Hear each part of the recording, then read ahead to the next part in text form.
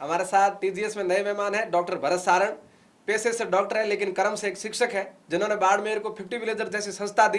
तो उनके साथ बहुत सारे अनुभव में बात करेंगे, बहुत सारे उनसे अनुभव लेंगे, बहुत सारे विषयों में चर्चा करेंगे। तो मैं सर का स्वागत करता हूं और आप इस वीडियो को पूरा देखिएगा और कमेंट करके बताइएगा कि आपने भरत जी से कौन सी बात सीखी है। सर आपका स्वागत है टीजीएस में। नमस्कार। सबसे पहले मैं आपका आभार व्यक्त करता हूं और एक जरूर कहूंगा कि आपको पसंद आए तो देखना है, नहीं तो जरूरी नहीं है नहीं कि इस नहीं, बात को देखें। भरत सारण सबको पसंद है बाड़मेर में। कर्म पसंद होते हैं, व्यक्ति पसंद नहीं होता है। और ये कर्म करने की शिक्षा जो हमें हमारे परिवार से मिलती है, समाज से मिलती है, आस पड़ोस से मिलती है, वातावरण से मिलती है, टीचर से मिलती है, किताबों से मिलती है और ज़िंदगी में ठोकरें खाने से मिलती है। तब जाके तजुर्बे बनते हैं, तजुर्बे ही कर्मों में कन्वर्ट होते हैं और कर्म जब फल में कन्वर्ट होते हैं तो फल सबको स्वादिष्ट लगते हैं। तो शायद पहचान हमारी कर्म से हो, न कि नाम से हो। और जिस दिन हमारे राष्ट्र के युवा लोग टीचर्स के कहे अनुसार सही रास्तों पे चले और मम्मी पापा और समाज की बताए हुए संस्कारों पे चलेंगे तो वो खुश रहेंगे, वो अच्छा काम करेंगे और सकारात्मकता फैलेगी। एक बार पुनः मैं आपको इस नए इनिशिएटिव के लिए बधाई इसलिए दूंगा कि बहुत सारे गांव के, बहुत सारे शहर के या साधारण लोग हैं जो कभी टीवी के पर्दे पे या अखबार के कवर पर बहुत कम आते हैं। वो अच्छा काम करते हैं और आप पिछले कई एपिसोड में आपने उनको ला करके उनकी बातों को इस मीडिया के जरिए, सोशल मीडिया जो हमारा एक सकारात्मक उपयोग हो सकता है। साधारण रूप से हम कहते हैं कि आज के लोग मोबाइल में ये करते हैं वो करते हैं, लेकिन हमने उसकी सकारात्मकता कब की? हम किसी अच्छे काम को अप्रिशिएट करें, अच्छे काम को करने वाले को अप्रिशिएट करें, तो उसको जब सोशल प्लेटफॉर्म पर हम रखेंगे तो उसको देख करके, उसको सुन करके, उनके बताई बात को करके, उनके अनुसार चलने के बाद में बहुत सारे लोग वैसे तैयार हो जाएंगे। एक खेती करने वाले किसान की आप बात करोगे तो बहुत सारे किसान उस बात को सुनेंगे, तो उनके पास में भी खेत है, वो ऑर्गेनिक प्रोडक्ट कैसे तैयार कर सकते हैं, वो अपनी फसल को किस तरह से बेहतर बेच सकते हैं, किस प्रकार से अपने फार्म को वो ऑर्गेनिक रजिस्टर्ड करा सकते हैं। कुछ दिन पहले आपने डॉक्टर रावताराम जी का जो वीडियो रिकॉर्ड किया था वो बेहतरीन था। बहुत सारी ऐसी बातें तो मुझे भी पता नहीं थी, तो मुझे अच्छा लगा कि किसानों के लिए किस प्रकार की सरकारी योजना है, वो केवल कागजों आप में हमारा चैनल सुनते हैं? चैनल जब भी टाइम मिलता है, आपका क्या, मैं सभी उन लोगों का सुनता हूँ जो अच्छी चीज़ होती है उसको मैं शेयर भी करता हूँ। नहीं तो भरत सारण इतना समय कैसे निकाल लेते हैं? आपके पास इतने सारे काम है, कलाम आश्रम, 50 विलेजर, डॉक्टर, बहुत सारे प्रोग्राम से आपको जाना पड़ता है, फिर कैसे समय एडजस्ट करते सभी हैं? के पास 24 घंटे होता है। आप पर निर्भर करता है कि आप उस समय को कितना समय देते हो। आप समय को समय दोगे तो समय भी आपको समय देगा और समय आने पर समय आपके काम आएगा। ये बहुत ज़रूरी है। हम बैठ कर के कहीं सकारात्मक बात करते हैं तो वो सकारात्मकता को पैदा करती है। आप किसी भी सकारात्मक व्यूज़ को, मैं सोशल साइट पे उन तमाम चीज़ों को देखता हूँ। दोनों प्रकार के कंटेंट आते हैं, काम का और नहीं काम का भी। नहीं काम का कम देख करके उसको हटा देते हैं, डिलीट कर देते हैं, या उस कंटेंट को तैयार करने वाले को ब्लॉक कर देते हैं ताकि दोबारा कंटेंट नहीं आए। और जो सकारात्मक कंटेंट डालता है, अच्छी चीज़ें डालता है, उसको हम शेयर भी करते हैं और बाकी लोगों तक भी पहुंचता है। क्योंकि ये आज के युग में ये क्रांति है। आज के टाइम में हमारे पास में ये संसाधन है, इसका हमें सदुपयोग करना होगा। हम कहें कि ये नहीं करना है, वो नहीं करना है, तो रोक नहीं सकते। तो जो लोग सुन रहे हैं उनसे मैं ये नहीं कहता कि आप मोबाइल का उपयोग मत करिए, लेकिन मोबाइल पर आप देख क्या रहे हो ये बहुत मायने रखता है, और कौन किसको आप अप्रिशिएट कर रहे हो। जैसे आपने बहुत टीचर्स के इंटरव्यूज़ किए हैं, मीडिया से जुड़े हुए लोगों का किया है, साधारण से लोग हैं जिन्होंने असाधारण काम किया है, योग से रिलेटेड कोई काम कर रहा है। तो हर फील्ड में हम जितनी वर्ब है, जितनी क्रियाएं, बोलना, बैठना, बात करना, खेलना, गीत गाना, खाना बनाना, खेती करना, पढ़ना, याद करना, समझाना, लिखना, हजारों वर्ब है। हर वर्ब को व्यक्ति एक बेहतर तरीके से करें तो वो व्यक्ति उस फील्ड का टॉपर हो सकता है। और ये कब करेगा? जब उसको लगेगा कि मेरे जैसा किसी ने किया है, तो उसके फील्ड में जाएगा। या तो उसको टीचर बताएंगे।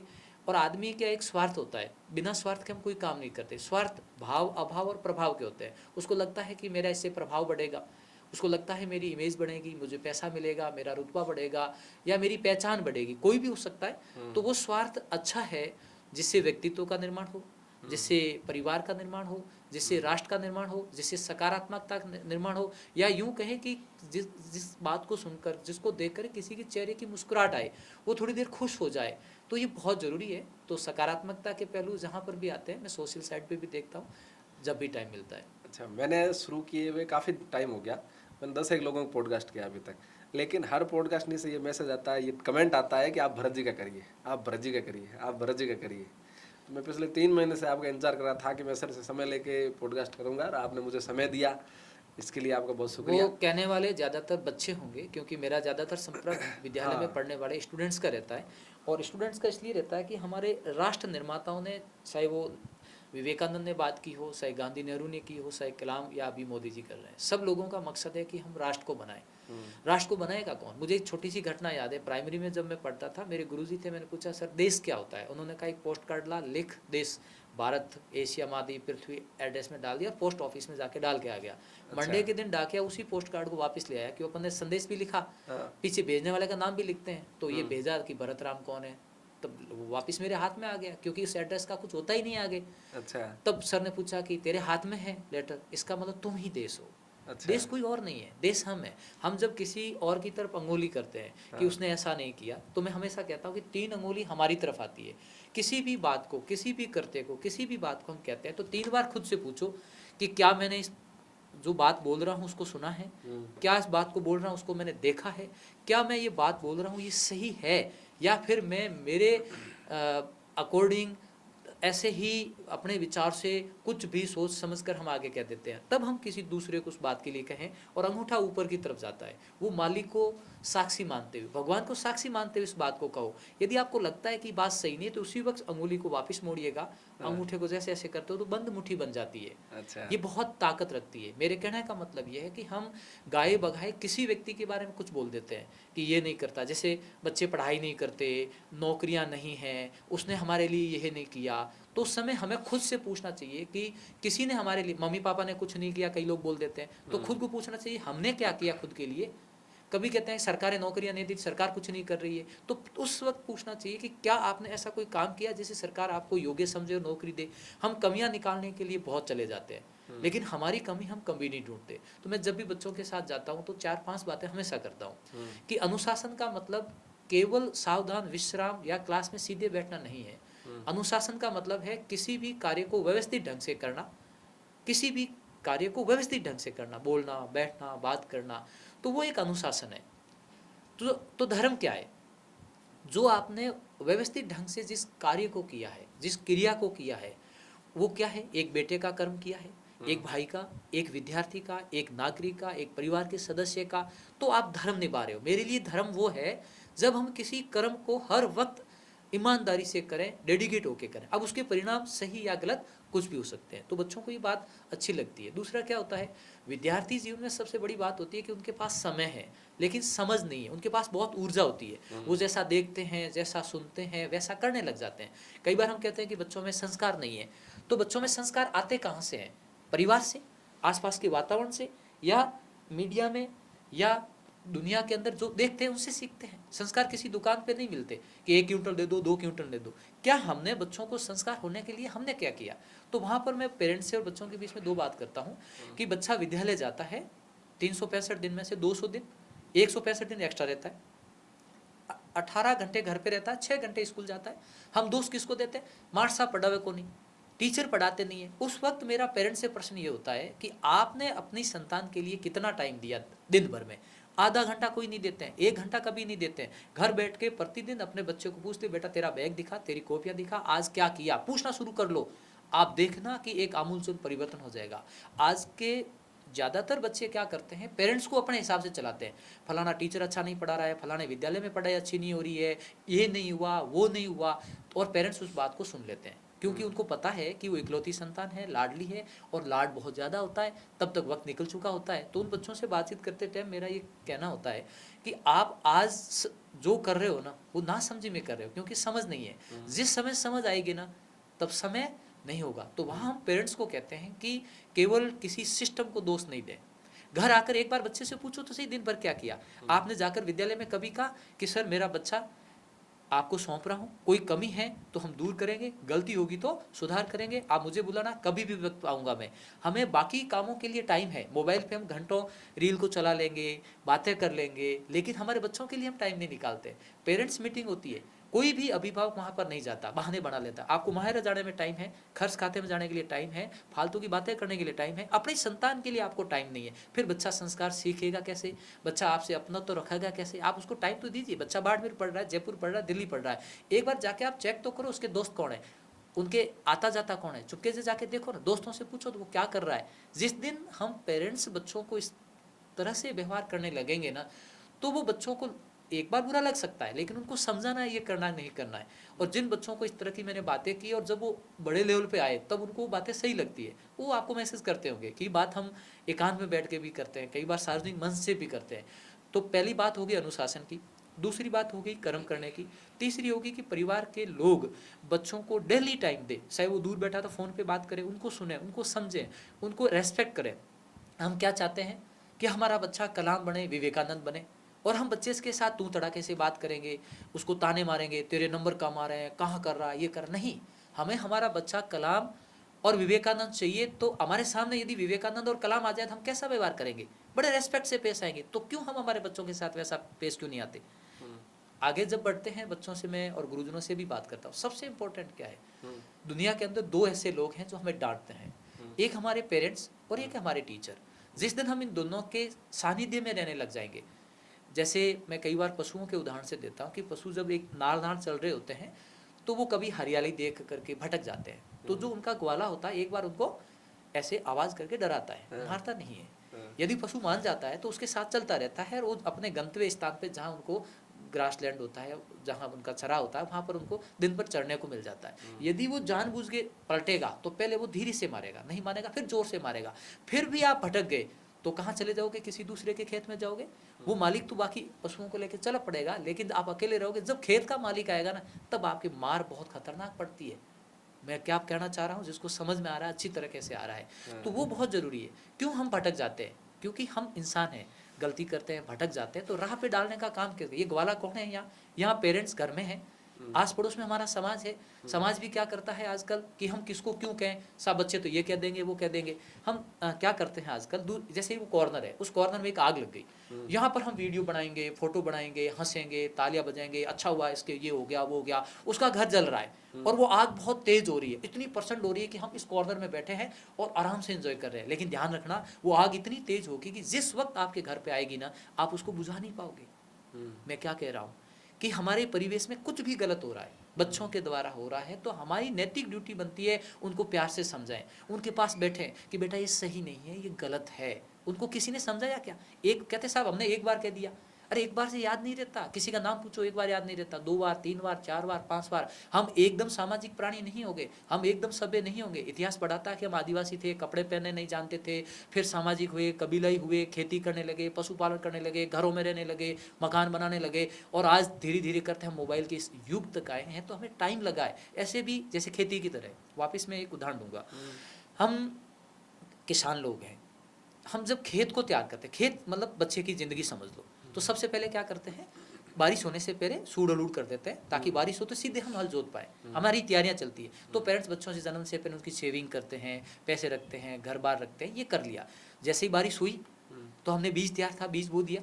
हम बीज बोते ही दूसरे दिन जाते नहीं है फसल काटने के लिए, इंतजार करते हैं, तीसरे चौथे दिन जाके देखते हैं कि फसल का उगाव कैसा हुआ है। स्टार्ट में हमें पता नहीं चलता कि बाजरा, मूंग, मोठ, तिल कौन सा, क्योंकि सब एक से दिखते हैं, हरे दिखते हैं, अंतर पता ही नहीं चलता। ऐसे स्टार्ट में बच्चे का हम अंतर कर ही नहीं सकते, वो कौन है, कैसा है, क्या है, हम जज नहीं कर सकते कि आगे जाके ये क्या करेगा। फिर थोड़े दिनों बाद क्या करते थे, बाढ़ कर देते हैं ताकि पशु नहीं आए। आजकल के आवारा पशु बहुत हो गए, पहले कम थे, इसलिए लोगों ने बाढ़ करनी शुरू कर दी। फिर गेट भी लगा दिए, गेट पे अलग अलग टाइप के गेट हैं, अपनी सुविधा अनुसार खोलते हैं। उस किसान को पता है कि किस गेट कैसे खुलेगा, हमारा गेट कैसा होना चाहिए। तो फिर क्या होता है, फसल बड़ी होती है, बीच में खरपतवार उग जाती है, तो किसान को पता है वो खरपतवार कैसे काटनी है, कैसे काटी जाती है, और जैसे खरपतवार हट जाती है तो फसल अलग ही दिखती है। मैं क्या कहना चाह रहा हूँ, सबको समझ में आना चाहिए। तो आप खरपतवार हटाते रहिए अपनी फसल के बीच में से, तो फसल आपकी अच्छी होगी। यदि आपको उदाहरण देखना है कि एक की तो खरपतवार हटा दिए, एक नहीं हटाएंगे, 2 सगे भाई हैं, एक को आप मॉनिटर करिए, एक मत करिए, दोनों अलग अलग हो जाएंगे, उसका कारण ये होता है। आजकल क्या, फिर फसलों में कीड़े भी बहुत पड़ने लग जाए, तो किसान से बेहतर कोई नहीं जानता कि किस फसल पर कौन सी दवाई कितनी मात्रा में कब छिड़कनी, ताकि फला कीड़ा कैसे मर जाएगा।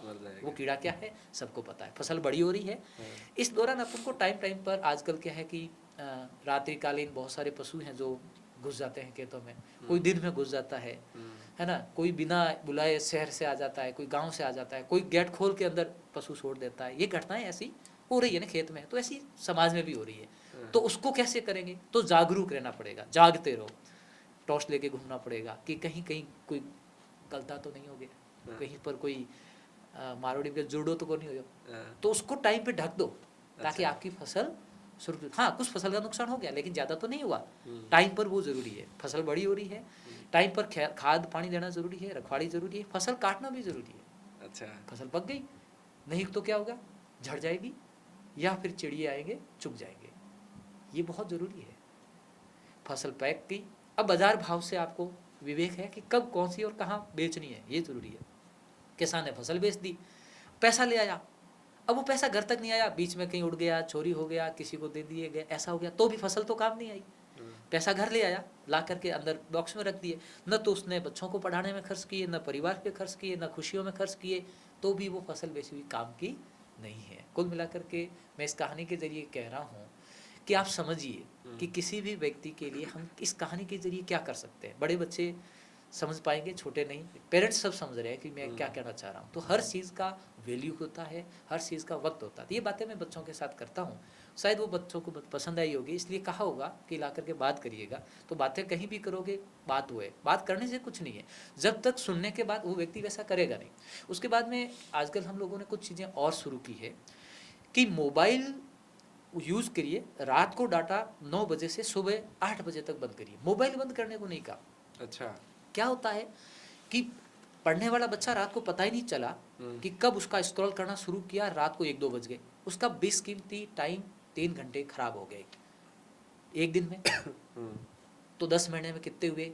ऐसे करोगे तो 2 महीने खत्म हो जाते हैं और प्रोडक्टिव टाइम आपका खत्म हो गया, एनर्जी खत्म हो गई, टाइम पर नींद नहीं आएगी, विचार फिर नहीं होंगे, विचार डेवलप नहीं होते हैं, तो फिर बच्चे की पढ़ाई डिस्टर्ब हो जाती है। केवल मैं ये मोबाइल डाटा बंद करने को किसको कह रहा हूँ? जो पढ़ाई कर रहे हैं। बाकी वालों के पास खूब टाइम है, आप रात भर मोबाइल देखिए, दिन भर कोई पाबंदी नहीं, वो रील भले देखें, बड़े बड़े हाँ, वाले। वो उनकी लाइफ है, क्योंकि अच्छा। उनका पर्सनल इंटरेस्ट है। मैं बच्चों को इसलिए रोक रहा हूँ कि तुम्हारा अभी टाइम क्या है, अभी रुत है कि आप पढ़ाई करो। अभी आप पढ़ाई नहीं करोगे तो आपका वक्त लौट के वापस नहीं आएगा।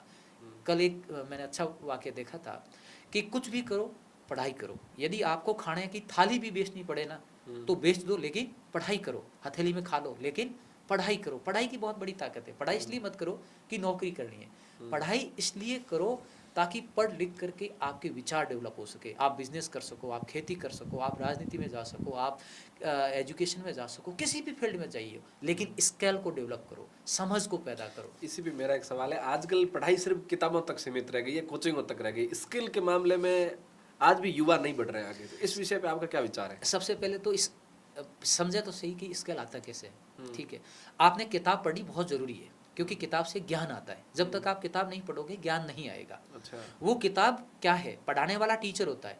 जरूरी नहीं है कि वो केवल स्कूल में जाते हैं वही है, हमें कुछ भी जो सिखाता है वो हमें टीच कर रहा है। टीचर है, मम्मी पापा टीचर है, हमारे समाज के लोग टीचर है, अच्छा बोलने वाला टीचर है, अच्छी एक्टिविटी करने वाला व्यक्ति हमारा टीचर, उससे हमने ज्ञान ले लिया। वो किताब के जरिए हो सकता है, देख करके, सुन करके, बोल करके, जो हमारी ज्ञानेंद्रियाँ ज्ञान जिससे ले सकती है। तो उस ज्ञान के बाद में क्या हुआ, उस ज्ञान से आपको अपना सृजनशीलता पैदा करनी है। जैसे मैंने पढ़ाई की MBBS की और फिर मैं किसी का इलाज करना सीखता हूँ, ये सृजनशीलता है। तो सृजनशीलता, आप गाड़ी ड्राइव कर रहे हो, आप खेती कर रहे हो, आप बिजनेस कर रहे हो, आप किताब लिख रहे हो, आप स्पीच दे करके कविता लिख रहे हो, कहीं से भी आप अपना स्किल को लोगों तक लेके जा रहे हो। तो राष्ट्र बढ़ेगा कब? जब आपके पास में कुशल लोग होंगे, खेती करने वाले, बिजनेस करने वाले, रोजगार मिलेगा। और जैसे आपका AC चल रहा है, इसको सही करने वाला व्यक्ति नहीं होगा तो 3 दिन आप डिस्टर्ब हो गए, तो 3 दिन आपका काम डिस्टर्ब हो गया। आपकी गाड़ी को सही करने वाला व्यक्ति नहीं है, स्किल पर्सन नहीं है, तो लाओगे कहाँ से? पढ़ाने वाले अच्छे टीचर चाहिए, अच्छे डॉक्टर चाहिए, अच्छे इंजीनियर चाहिए, वो स्किल लोग चाहिए, ताकि कम समय में कुशलतापूर्वक काम को किया जा सके। इसको कौशलता भी बोलते हैं। इसके लिए सरकारें भी बहुत सारी आगे वाली जो नई एजुकेशन पॉलिसी आई है उसमें वो ये कह रहे हैं कि ज्ञान के से इम्पोर्टेंट क्या है, कौशल डेवलप करो। राष्ट्र निर्माण करना तो कौशल जरूरी है। ठीक है, अब आप में सृजनशीलता आ गई, सृजनशील हो गए, आपको बहुत अच्छी ड्राइविंग आती है, आप बहुत अच्छे बिजनेसमैन हो, आप अच्छे डॉक्टर हो, आप अच्छे कोरियोग्राफर हो, आप अच्छे पॉलिटिशियन हो, लेकिन घर बैठ गए। घर बैठने का मतलब है कि आपसे उससे अर्न नहीं हो रहा है। मैं डॉक्टर हूँ, फ्री में काम कर रहा हूँ, मुझे पैसे लाऊंगा नहीं तो मेरा परिवार कैसे चलेगा।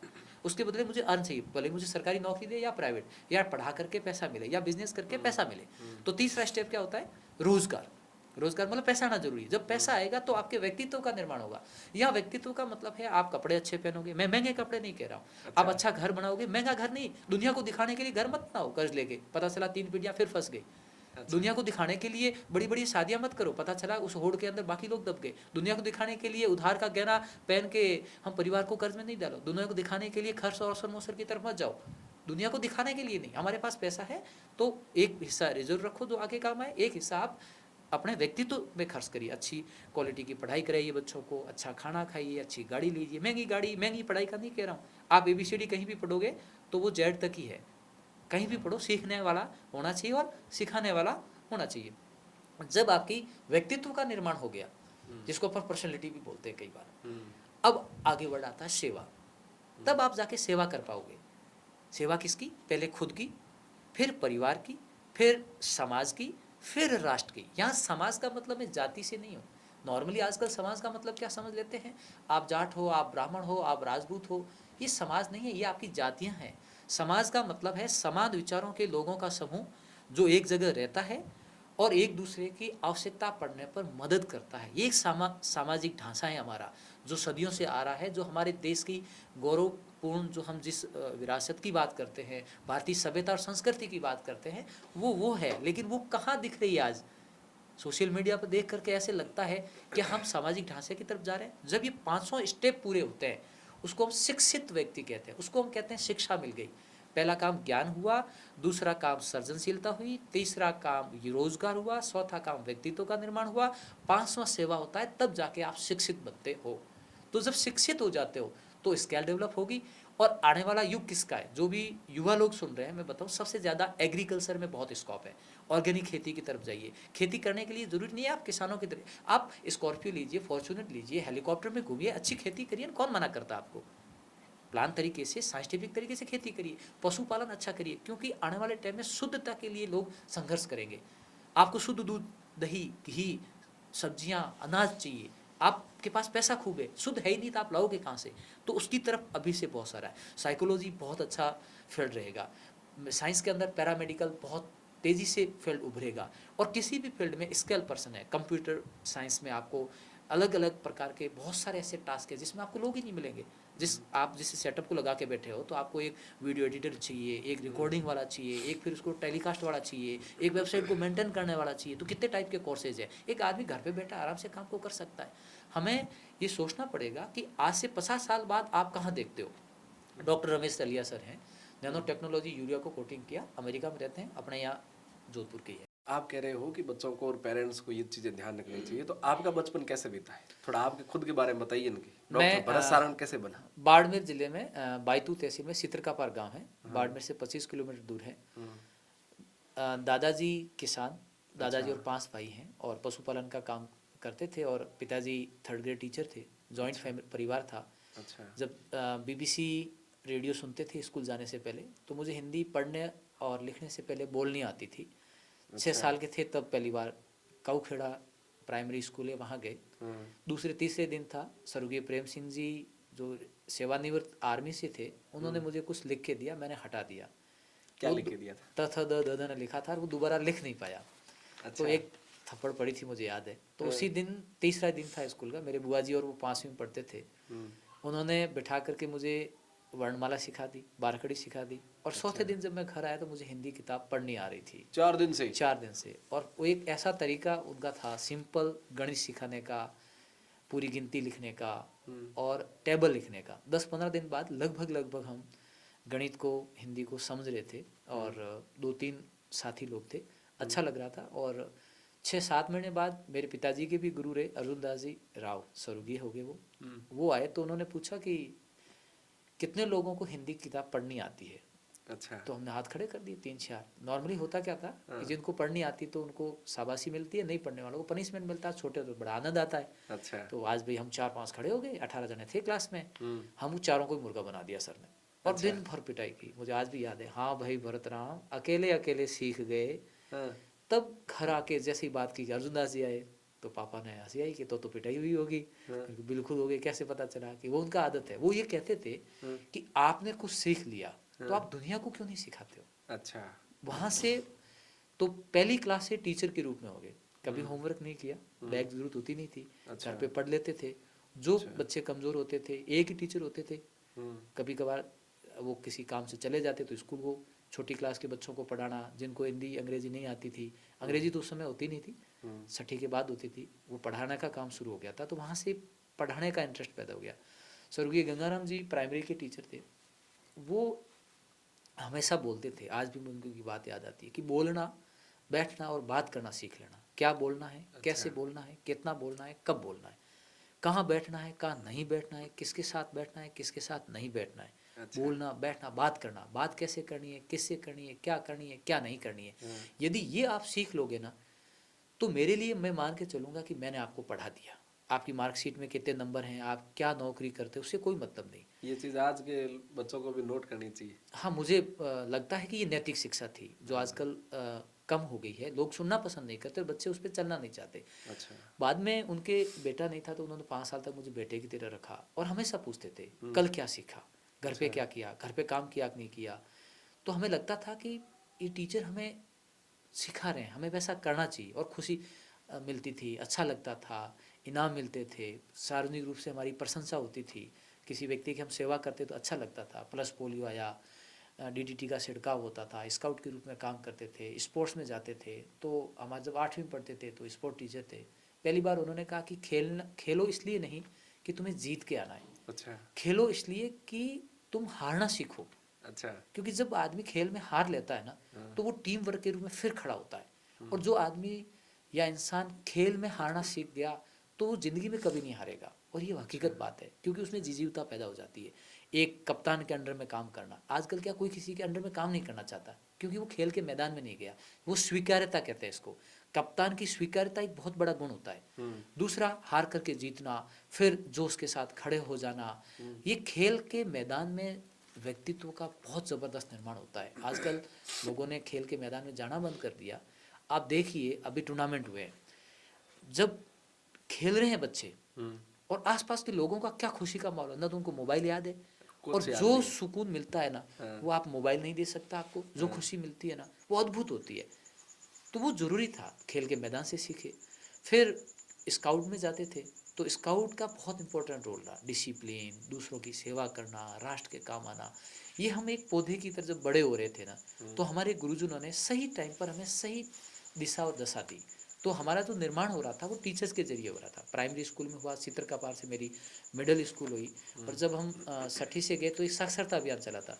कलेक्टर संजय दीक्षित सरिया हुआ करते थे, एसडी गुराराम जी सर थे, मुझे अभी भी याद है। तो एज ए वॉलंटियर मैं राजस्थान बिरला ऑडिटोरियम गया था। ये किस साल की बात है? ये बात 1996 की है।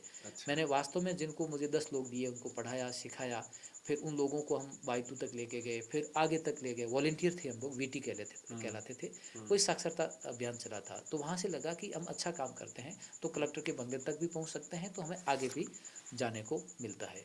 फिर 9th में हुडों की ढाणी सीखी। वहाँ पर सब्जेक्ट टीचर न होने के कारण, हाँ, एक हुडों की ढाणी में मुझे बहुत अच्छा सीखने को मिला। मैं प्राइमरी से लेकर जिस जिस स्कूलों में गए, लाइब्रेरी की सभी किताबें पढ़ी। अच्छा। वहाँ पहली बार साइंस के टीचर थे गोवर्धन सिंह जी प्रजापत, कि बिना किताब देखे कोई टीचर पढ़ाता है। बड़ा कौतूहल लगा, यार बिना देखे सर पढ़ा रहे हैं। अच्छा। वो पहले घटना थी और रोमांचित कर गई। उसके बाद लगा कि हम भी किसी को पढ़ाएंगे, बिना देखे पढ़ाएंगे। अच्छा। देख देखे हर कोई पढ़ाता है, किताब देखे बिना और साइंस पढ़ा रहे हैं। ये बहुत अच्छी थी।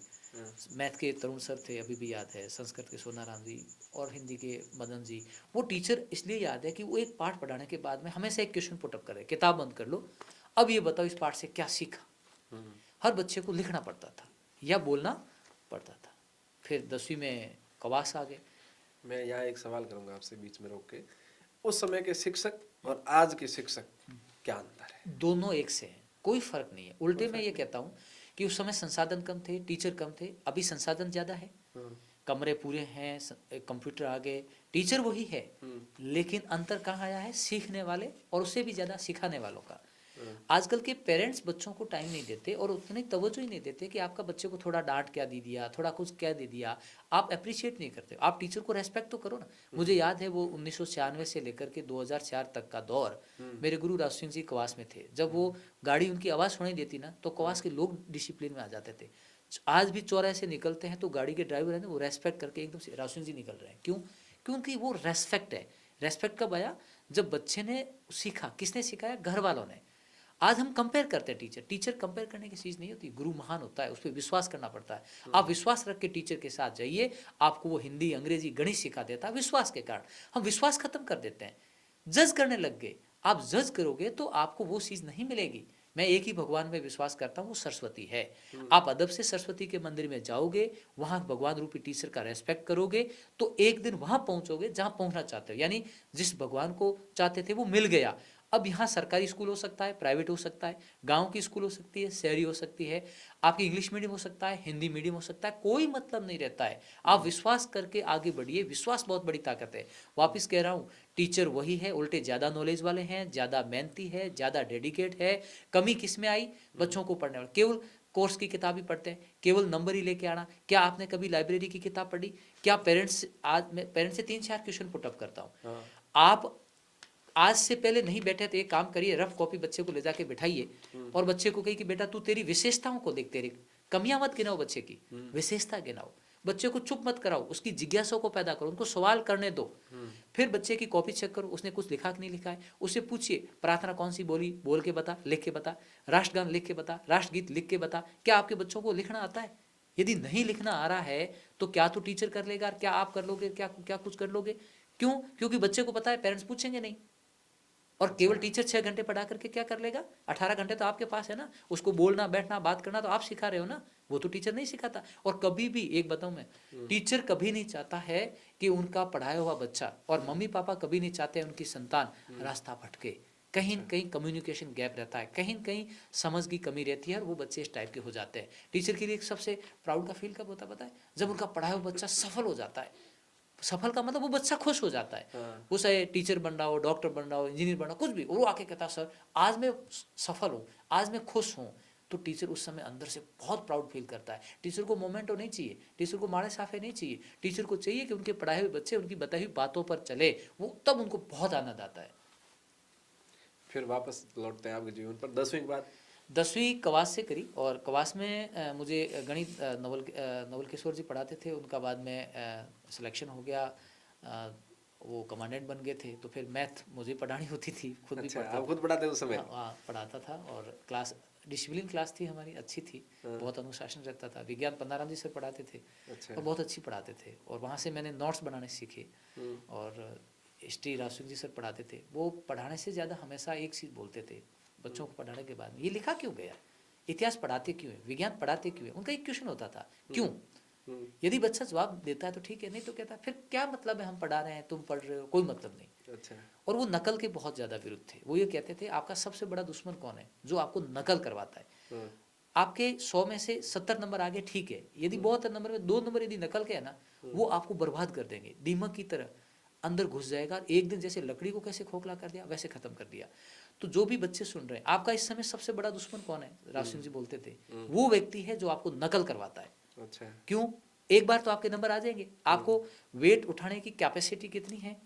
50 किलो की। और आपको नहीं नहीं तू 90 किलो उठा लेगा, 90 किलो उठा लेगा, और गलती से कभी 90 किलो उठा दिए तो? अच्छा, समझ आ गया ना? इसलिए वो कहते हैं बैसाखियों के सारे मत चलना, जो कुछ भी है खुद का करना, ईमानदार रहो, और वो एक दिन आपको पे करेगा।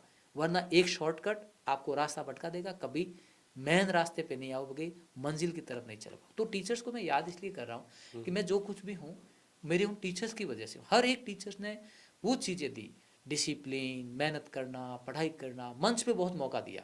जब भी कुछ भी प्रार्थना सभा हो रही है, 15 अगस्त हो रही है, 26 जनवरी हो रही है, कभी बोलना है, बाल सभा हो रही है, तो आगे चले जाते। और वो हिम्मत थी वो टीचर्स की वजह से थी। कुछ भी कभी हकलाता था, मैं बोल नहीं पाता था। अच्छा। हाँ हाँ, ऐसा होता था, हाथ पैर कांपते थे, तो टीचर कुछ नहीं, अच्छा आपके साथ भी बोले। ऐसा हुआ है? हाँ हाँ, होता है, सबके साथ होता है। 6th क्लास का मुझे याद है, हाँ। श्री राम जी सर, हमारे जाखड़ सर, वो एडमार साहब थे, और हाथ पैर यूं कांप रहे थे और ऐसे लग रहा था जमीन ही नहीं नीचे। तो आकर कहते नहीं नहीं, सबके साथ होता है, आराम से बोल। तो वो एक शब्द बहुत मायने ये रखते ऐसा हैं। कि आदर्श जी का मैंने पॉडकास्ट किया, उन्होंने बताया कि जब मैं पहली बार मंच पे गया कविता बोलनी थी, तो मैं ऐसे बोल रहा था, ऐसे करके मेरे को शिक्षक थे, उन्होंने यार डंडा डाल दिया कि अब बोल। उसके बाद कभी मैं टीचर, झिझका ही नहीं हाँ बोलने। देखो, शिक्षक होता है ना, वो महान इसलिए होता है अच्छा। कि वो तराश रहा होता है अपने बच्चे को। वो कभी डांटते हैं, कभी पीट देते हैं, आपके दुश्मन थोड़ी ना हो गई। वो इसलिए कहते हैं, उनको पता है कि डांट से आपको एक रास्ता मिलेगा, आपको आपकी मंजिल की तरफ जाने के लिए में वो मदद करेगा, उससे बुरा मत मानो। कभी कहाँ, पिटाई हुई भरत जी की? हाँ, उससे एक इंसिडेंट के अलावा? ना हुई है।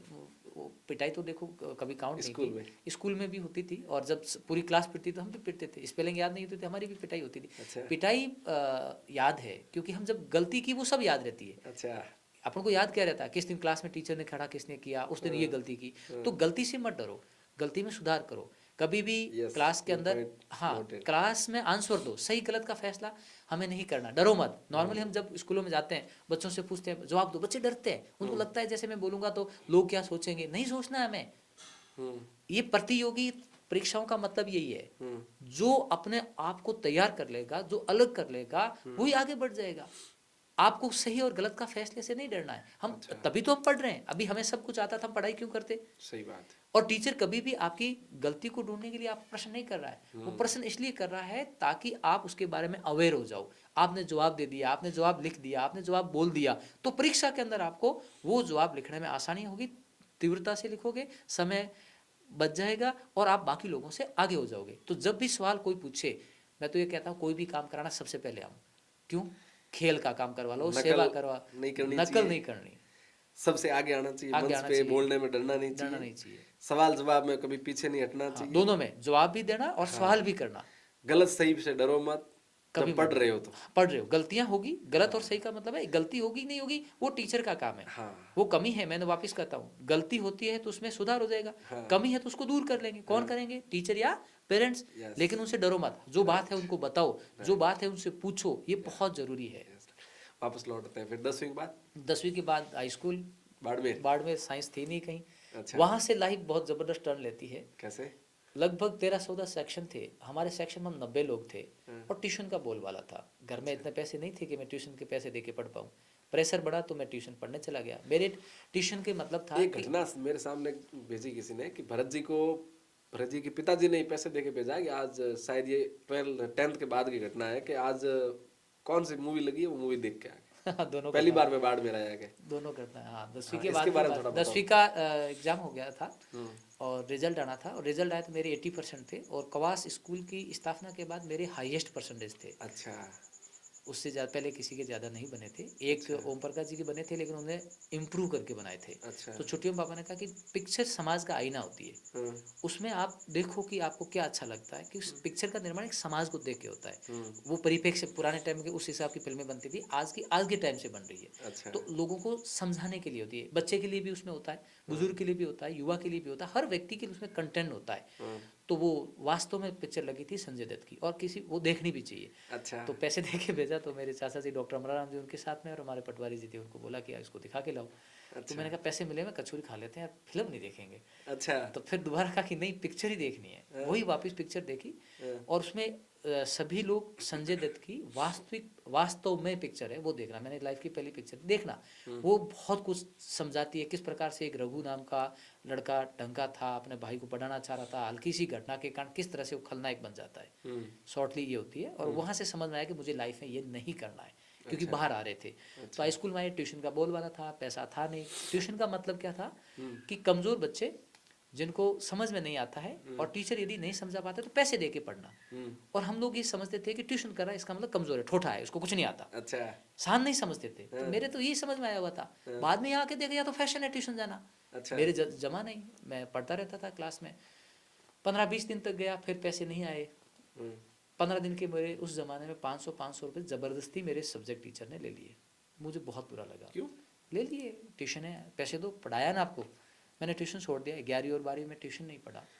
ये घटनाएं कब वहाँ से शुरू से हो रही है? वहाँ से 2003 की बात है। वहाँ फिर से अभी तो आप शिक्षकों को बहुत महान बता रहे थे।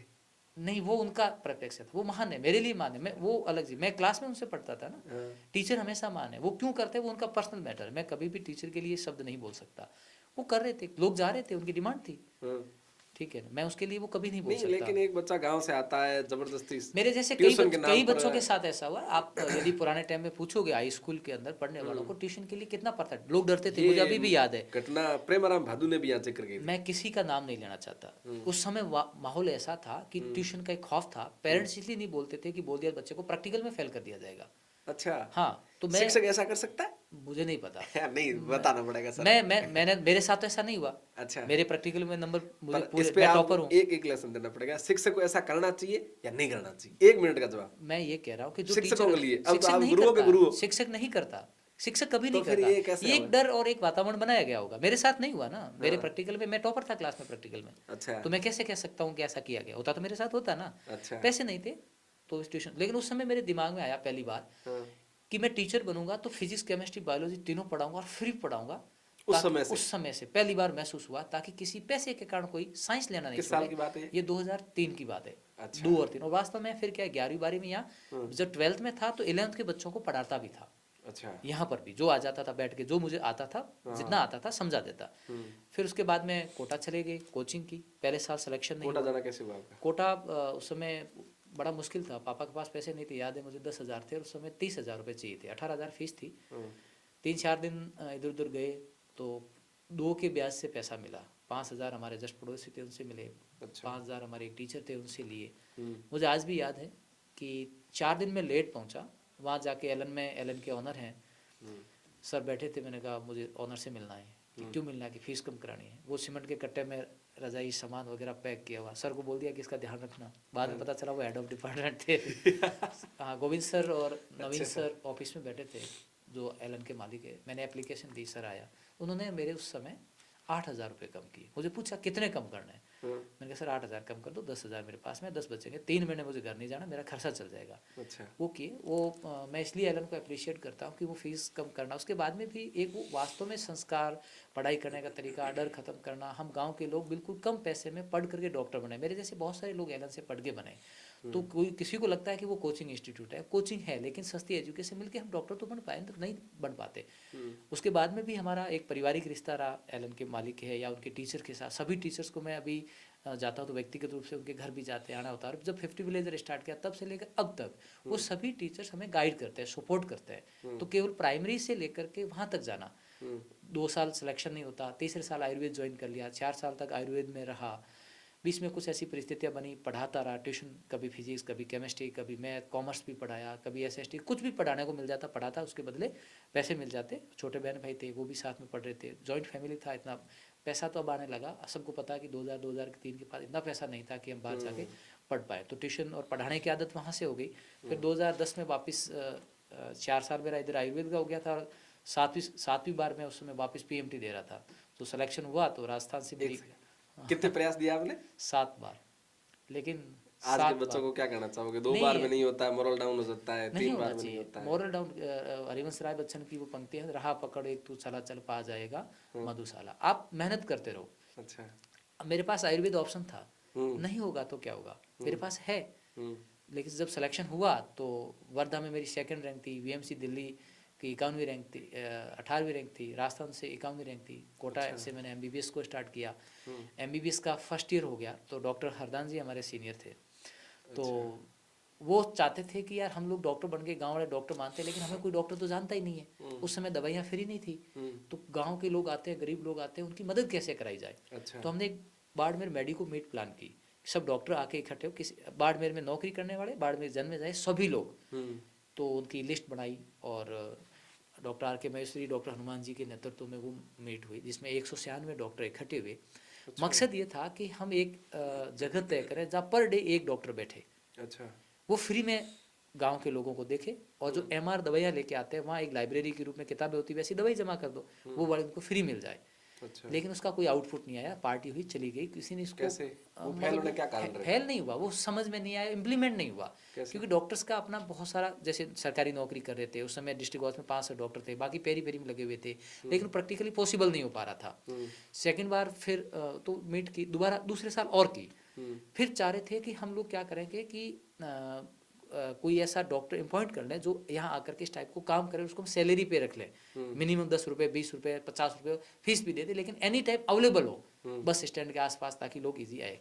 तो उस पर भी कुछ काम नहीं हुआ। फिर हम डॉक्टर ओपी डूडी बोस और डॉक्टर सिन्हा जी, अरनान जी, मैं उनके घर पे खड़े थे, तो रात को टाइम दिमाग में आते, मैंने कहा बॉस एक मेरा आइडिया है, और वो 1 साल से मैं सोच रहा हूँ कि क्यों ना हम 100 डॉक्टर बनाए।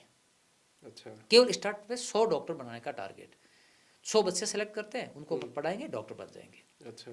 तो अब बच्चे कहाँ मिलेंगे? तो उस समय समाजों के हॉस्टलों में बच्चे रहते हैं, तो हम 4-5 डॉक्टर इकट्ठे होकर के हॉस्टलों में जाने लगे। तो हॉस्टल में हमें एंट्री नहीं मिली कि अध्यक्ष को पूछो, सचिव को पूछो, तुम कौन होते पढ़ाने वाले हो, खुद तो अभी सेलेक्ट होके बने और ऐसे कोई डॉक्टर बनता है। ऐसे करके 1 साल निकल गया। अच्छा। किसी ने हमको हॉस्टल में पढ़ाने के लिए परमिशन नहीं दी। अच्छा। तो वहाँ से हमें सीखने को मिला कि हम यदि संस्था आगे बढ़ाएंगे ना, तो उसमें किसी जाति और धर्म के आधार पर भेदभाव नहीं। 35 दिन तक वो अकेला बाहर रह सकता है, नहीं रह सकता है। आप बाहर जयपुर भेज रहे हो, कोटा भेज रहे हो, उससे पहले उसका ट्रायल तो हुआ ना, मन लग रहा है नहीं लग रहा है। और पिछले 3-4 साल से तो हम 35 दिन मोबाइल से दूर करते हैं बच्चे को। सबसे बड़ा डी एडिक्शन तो ज़्यादातर अब बच्चे हमारे पास कौन आते हैं कि भाई मोबाइल से बच्चे को कैसे करके दूर कर दो। पढ़ाई तो हम क्या कराते हैं, थोड़ा सा बहाना है ताकि बच्चा कुछ पढ़ ले। कल्चरल एक्टिविटी होती है, हर बच्चे को मंच पे लेके आते हैं। हाँ, हम स्पोर्ट्स की एक्टिविटी 2 साल से नहीं करा पा रहे कि गर्मी बहुत होती है। अच्छा। इसलिए ये हमारी कमी रह जाती। बाकी हम लिख के भेजते हैं कि ये हम काम करवाएंगे, 20 काम लिखे, 2-4 काम नहीं हो पाते, या तो कोई काम कराना और व्यक्ति नहीं आ पाता है, या फिर परिस्थिति ऐसी बनती है कि वो कर नहीं पाते। तो कोई भी समर कैंप हो रहा है ना, समर कैंप कोई मेहंदी आर्ट का करता है, कोई खेल कूद का करता है, कोई स्विमिंग का करता है, कोई 7 दिन का करता है, कोई 15 दिन का करता है, तो वो जरूरी है। क्योंकि बाकी टाइम तो आप सिलेबस पढ़ रहे होते हैं ना। समर कैंप के अंदर बच्चे एक साथ अलग अलग जगह से आकर के रहते हैं, अलग अलग स्कूलों के रहते हैं, उनका एक इंट्रोडक्शन बनता है, वो एक थॉट डेवलप करते हैं कि किस प्रकार से आगे कुछ किया जा सकता है। उसमें किताबों से इंट्रोड्यूस होता है। तो मेरा मकसद क्या है कि आप किसी अच्छे काम को होते कि क्रिटिसाइज करने से अच्छा है कि आप उसका पैरेलल करिए ना। तो छुट्टियों में क्या कराओ बच्चों को, बताओ। अच्छा। तो ये काम करते हैं। इस बार हम अब इस बार में कुछ नया करने का प्लान किया है कि हम 21 डे का प्लान किया है। अच्छा। कि 21 दिन तक बच्चे को संस्कार की बात करो।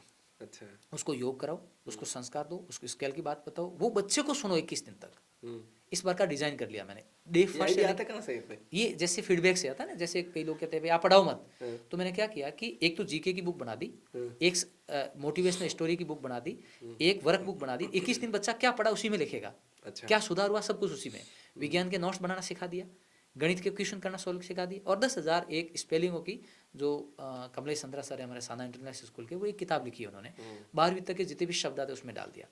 तो ऐसे हम बाकी टीचर से भी बात करते हैं, पेरेंट्स का फीडबैक मिलता है। समर कैंप हमेशा एक जैसे नहीं होते हैं। इस कैंप में हमारी अच्छाई थी वो तो कंटिन्यू हो जाएगी, जो कमी रहेगी उसको मॉडिफाइड करके दोबारा सही कर लेंगे।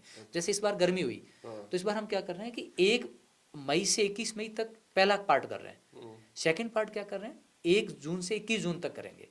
तो केवल 10वीं तक के बच्चों का कर रहे हैं, 11वीं 12वीं के बच्चों को इसमें इनवाइट नहीं कर रहे हैं। क्योंकि हमने नोट किया बड़े बच्चे कहना नहीं मानते और ज़्यादा प्रेशर देते हैं तो उनको अच्छा फील नहीं होता कि डांट क्यों दिया, ऐसे कर दिया। तो इस बार हम केवल 5वीं से 10वीं तक के बच्चों को ही करेंगे। अच्छा। और वो भी कैसे, बच्चे के जरिए कैंप करवाएंगे।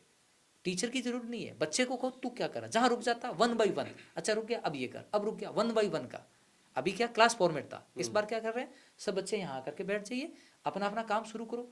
जैसे एक प्रेरणा करके किताब बनाइए जिसमें प्रार्थनाएं, गीत, देशभक्ति गीत, प्रेरक पत्र, श्लोक, दुए, संस्कृत श्लोक, बच्चे की पर्सनल हैबिट, बच्चे के कर्तव्य, क्या करे क्या नहीं करे, आगे रोजगार, फिर सब उसमें लिखा हुआ है। तू पढ़ के 21 दिन में एक दिन ये करना है, अब बता क्या किया। जहाँ रुकता है उसको समझा दो। तो कैंप का मकसद आपका था कि कैंप आप कहीं भी करो, अच्छा ही है। अपन वापस वहीं लौटते हैं 50 विलेजर के कैंप के बाद में। कैंप के बाद में हुआ, तो कैंप के बाद में 50 विलेजर का टाउन हॉल के अंदर उद्घाटन हुआ। अच्छा। उस समय हमारा ये उद्देश्य था कि हमारे सबसे बेस्ट टीचर कौन है, कमल सिंह जी महिसा का नाम आया। अच्छा। बाड़मेर कलेक्टर थे और बाड़मेर कॉलेज के प्रिंसिपल सर थे, एक मेरे टीचर राव सिंह जी थे, एक डॉक्टरों का हमारे आके महेश्वरी सर थे, वो मंच पे थे। माला और साफा हमने हटाई क्योंकि हम सोचते हैं कि माला और साफा एक जिम्मेदारियों का प्रतीक होता है। अच्छा। और वो टीचर्स को समर्पित करते हैं।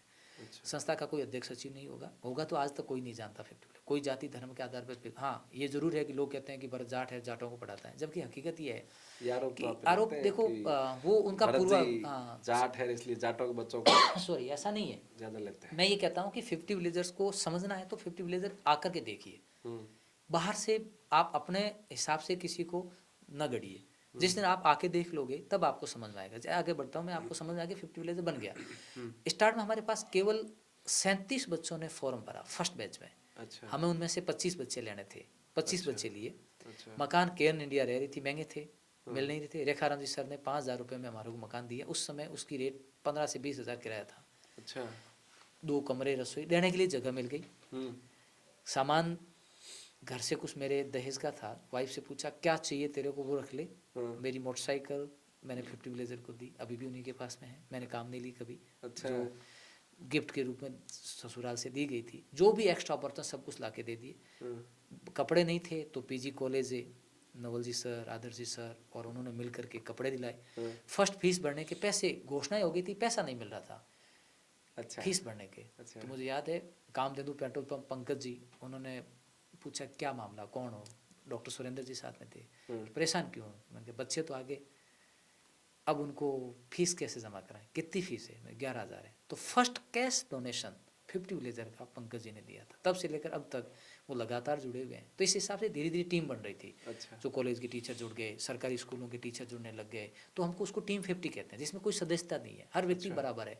चाहे मैं 24 घंटे दे रहा तो भी मेरी वही वैल्यू है, और एक व्यक्ति कभी नहीं आया और हमारा पॉजिटिव बात भी करा तो भी हमारे लिए वो टीम मेंबर बराबर है। कोई इसका कैप्टन नहीं, अध्यक्ष सचिव कौन है क्या, ऐसा संस्था का रजिस्ट्रेशन नहीं करवाया। जीआरएम जी बाना सर आए 3 महीने बाद, अभी तक नहीं। नहीं मैं बताऊँ ना, पता ही नहीं था, संस्था शुरू कर दी, उद्घाटन कर दिया। अच्छा। रजिस्ट्रेशन कैसे होता पता नहीं। जीआरएम जी ने पूछा संस्था रजिस्टर्ड कराइए क्या, क्या जरूरत है कि ये देश है, देश के हिसाब से चलता है। अच्छा। फिर उनके बेटे सुनील जी ने संस्था को रजिस्टर्ड कराया, उनका जो भी खर्चा है वही दिया। अब तक संस्था से रिलेटेड जो भी कार्रवाई वही करते हैं। मुझे नहीं पता है कि कौन मेंबर्स है, कौन अध्यक्ष है, कौन सचिव है, किस हिसाब से।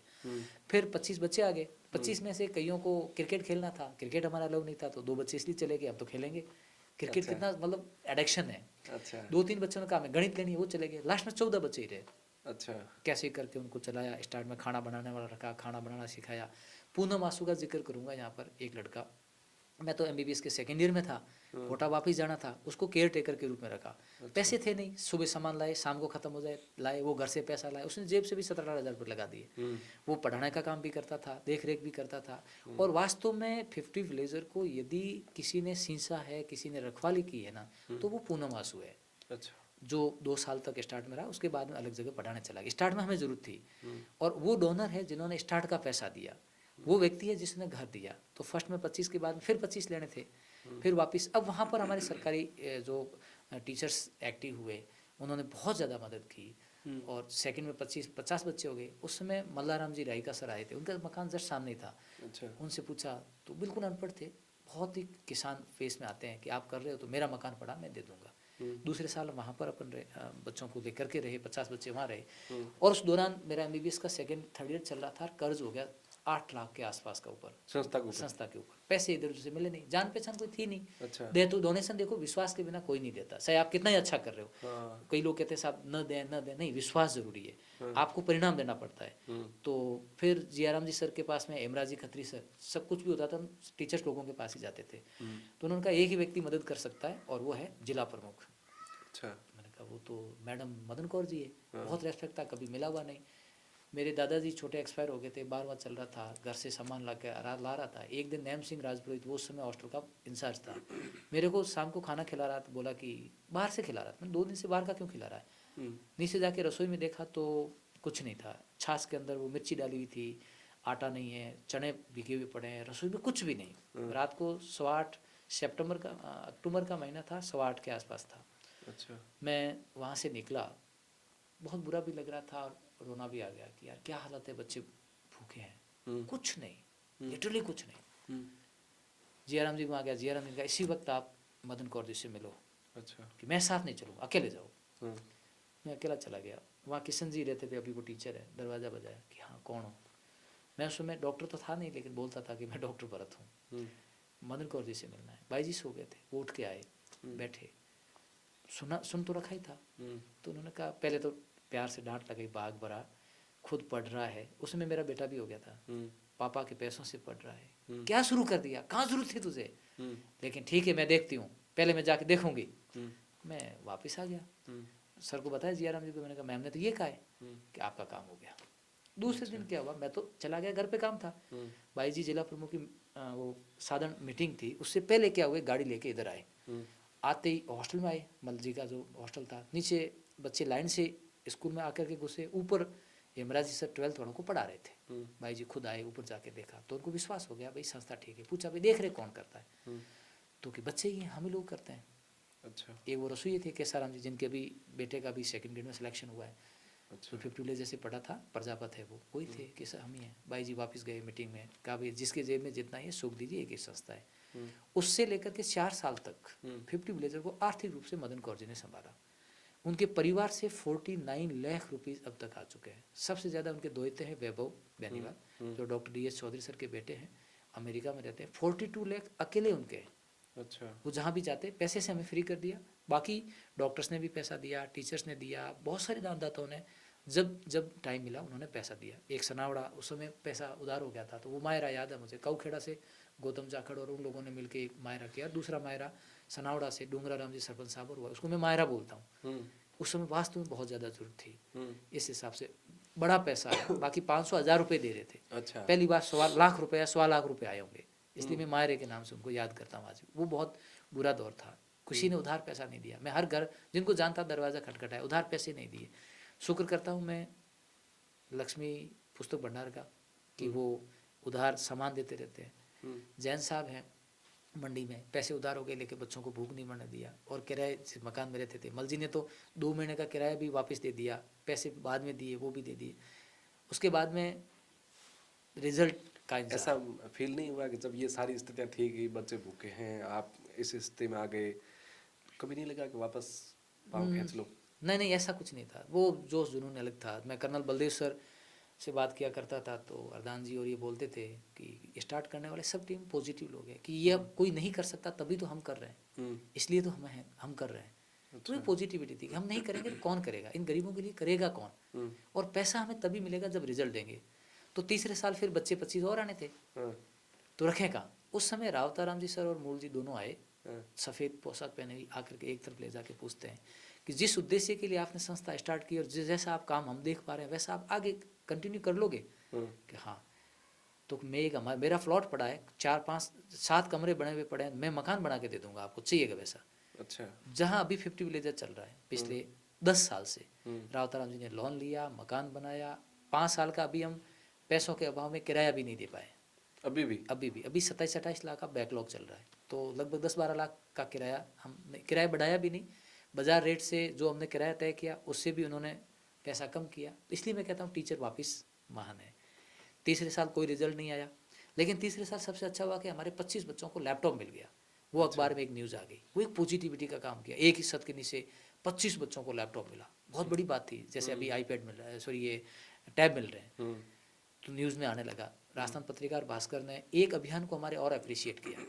तो हम बात कर रहे थे कि 2 साल निकल गए, तो तीसरे साल क्या हुआ, जब 25 लैपटॉप बच्चों को मिले, वो अखबार की हेडिंग बनी, और वहाँ से 50 विलेजर का एक बढ़िया मैसेज अखबारों के ज़रिए सब तक गया।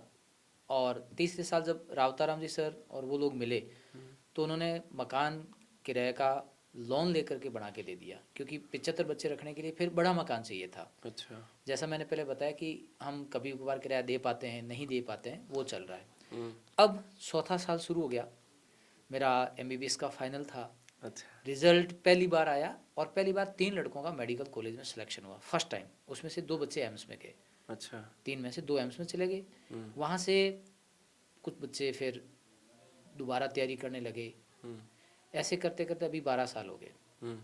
12 साल में टोटल 109 बच्चे मेडिकल फील्ड में हैं, 23 बच्चे एम्स में हैं, 30 बच्चे ऐसे हैं जिसके मदर फादर नहीं हैं, अच्छा, अलग अलग परिवारों के बच्चे हैं। तो 50 विलेजर को यदि समझना है तो वो एक दिन की 1 घंटे की बात नहीं है, 12 साल की बात है। हर दिन को हमने अलग तरीके से जिया।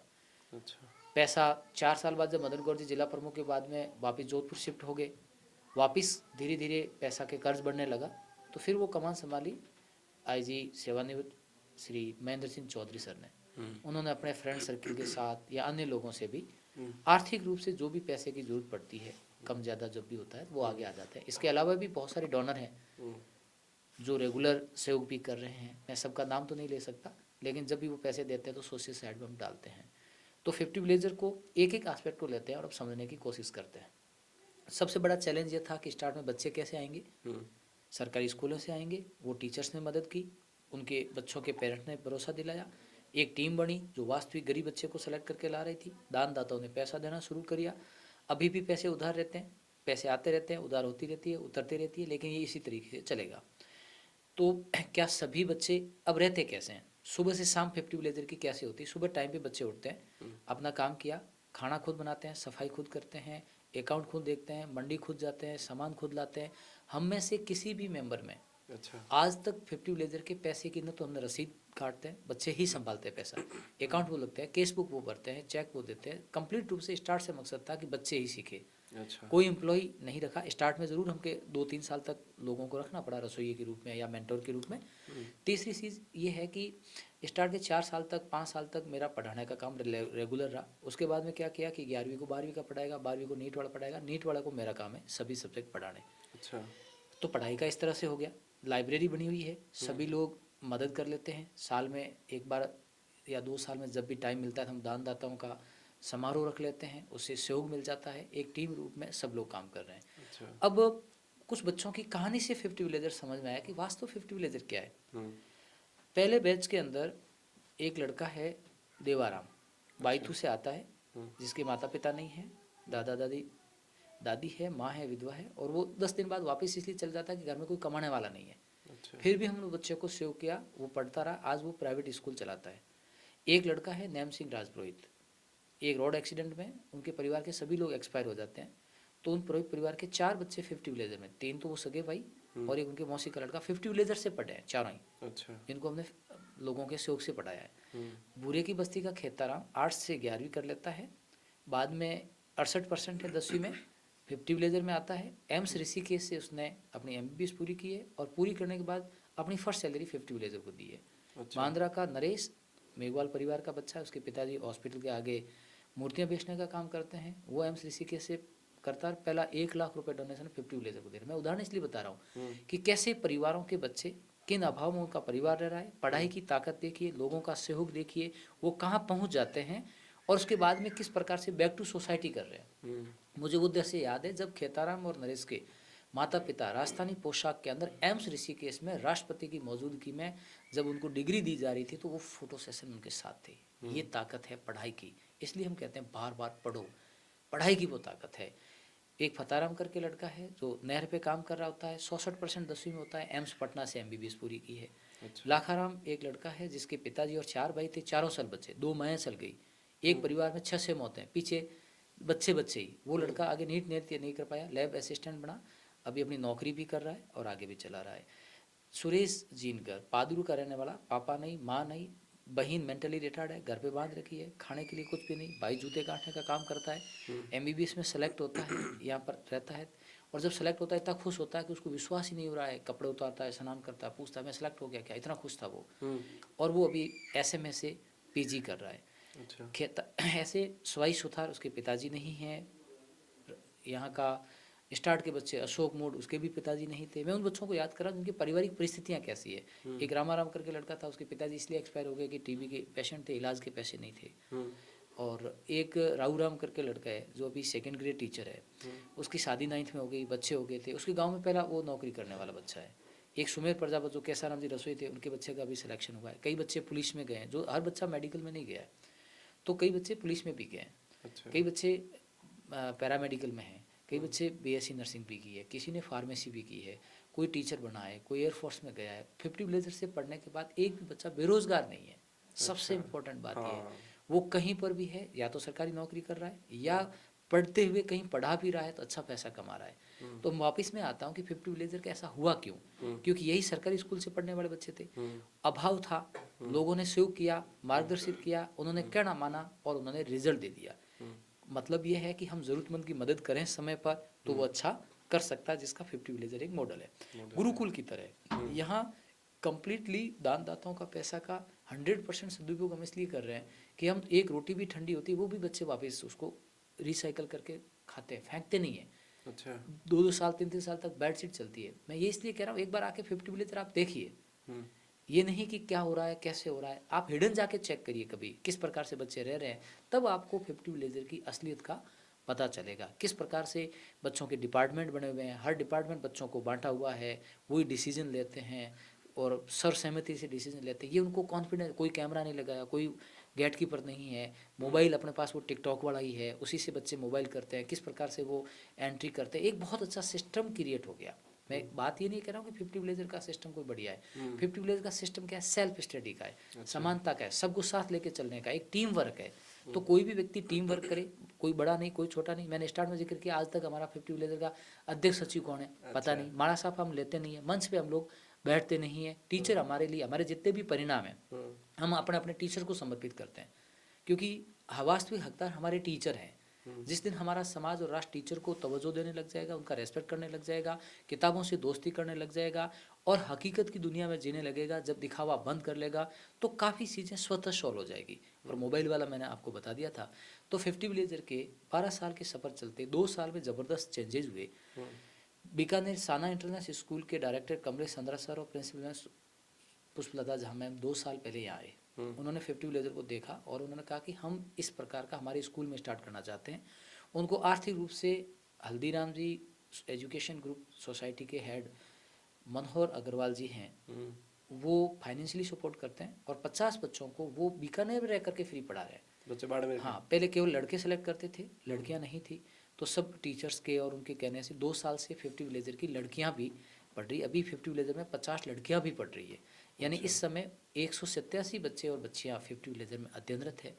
वो सभी दानदाताओं के शौक से चलता है, सेल्फ मोड पर है, सेल्फ स्टडी मोड पर है, मोबाइल से वो दूर है, बच्चे वो खुश हैं, वो सभी टीचर्स और परिवार की तमाम बातों को मानते हैं और अच्छा रिजल्ट दे रहे हैं। यानी प्रयास करें हम तो कोई भी बच्चा ऐसा कर सकता है। शायद आपने मुझे बुलाया इसलिए होगा कि 50 विलेजर का रिजल्ट अच्छा है, बाकी जगह मुझे पहचानते इसीलिए कि 50 विलेजर का अच्छा है। तो वो एक्चुअली टीम वर्क की वजह से है, क्योंकि सबसे ज़्यादा काम मुझे करना पड़ता है इसलिए हुआ। और 1 साल पहले आपको पता है कि मेरा कार्डियक प्रॉब्लम हो गई थी और इमरजेंसी ड्यूटी करके आया था।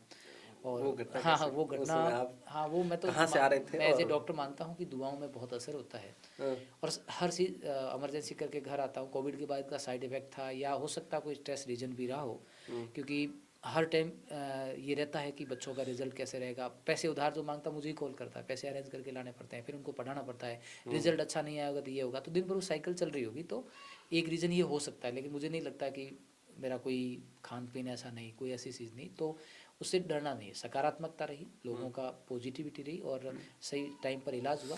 खाने पीने का ध्यान रख रहा हूँ, अभी सब कुछ ठीक है। पढ़ाने का काम है वो वापस भी कर रहे हैं, बच्चे वापस पढ़ा रहे हैं। जिस संस्था से बच्चे पढ़ के गए हैं बच्चों उनको संभाल रहे हैं।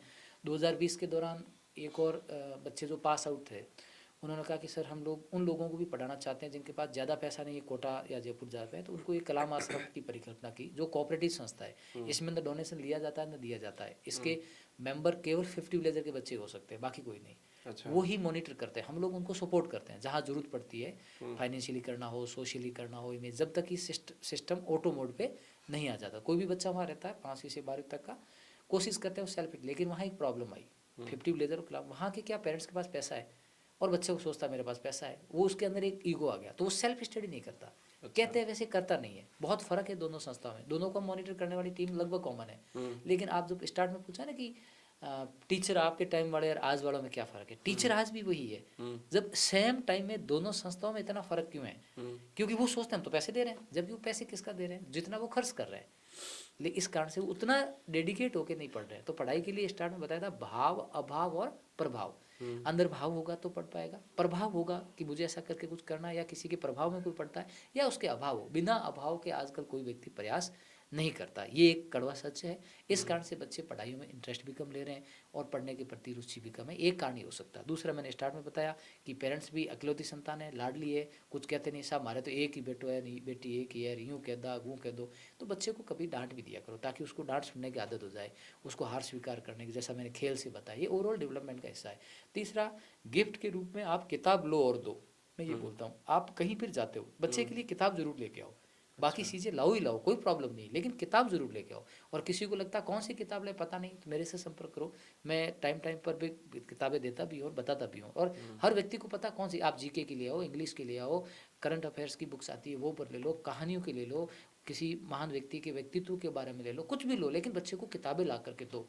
जब बच्चा किताब के साथ बैठेगा तो उस उतने समय तो वो मोबाइल से दूर रहेगा ही रहेगा। तो इस हिसाब से चलता है। देखो 4-5 चीज़ें हैं जो 50 विलेजर का उद्देश्य अभी तक हमने कोई सेलिब्रेशन नहीं किया।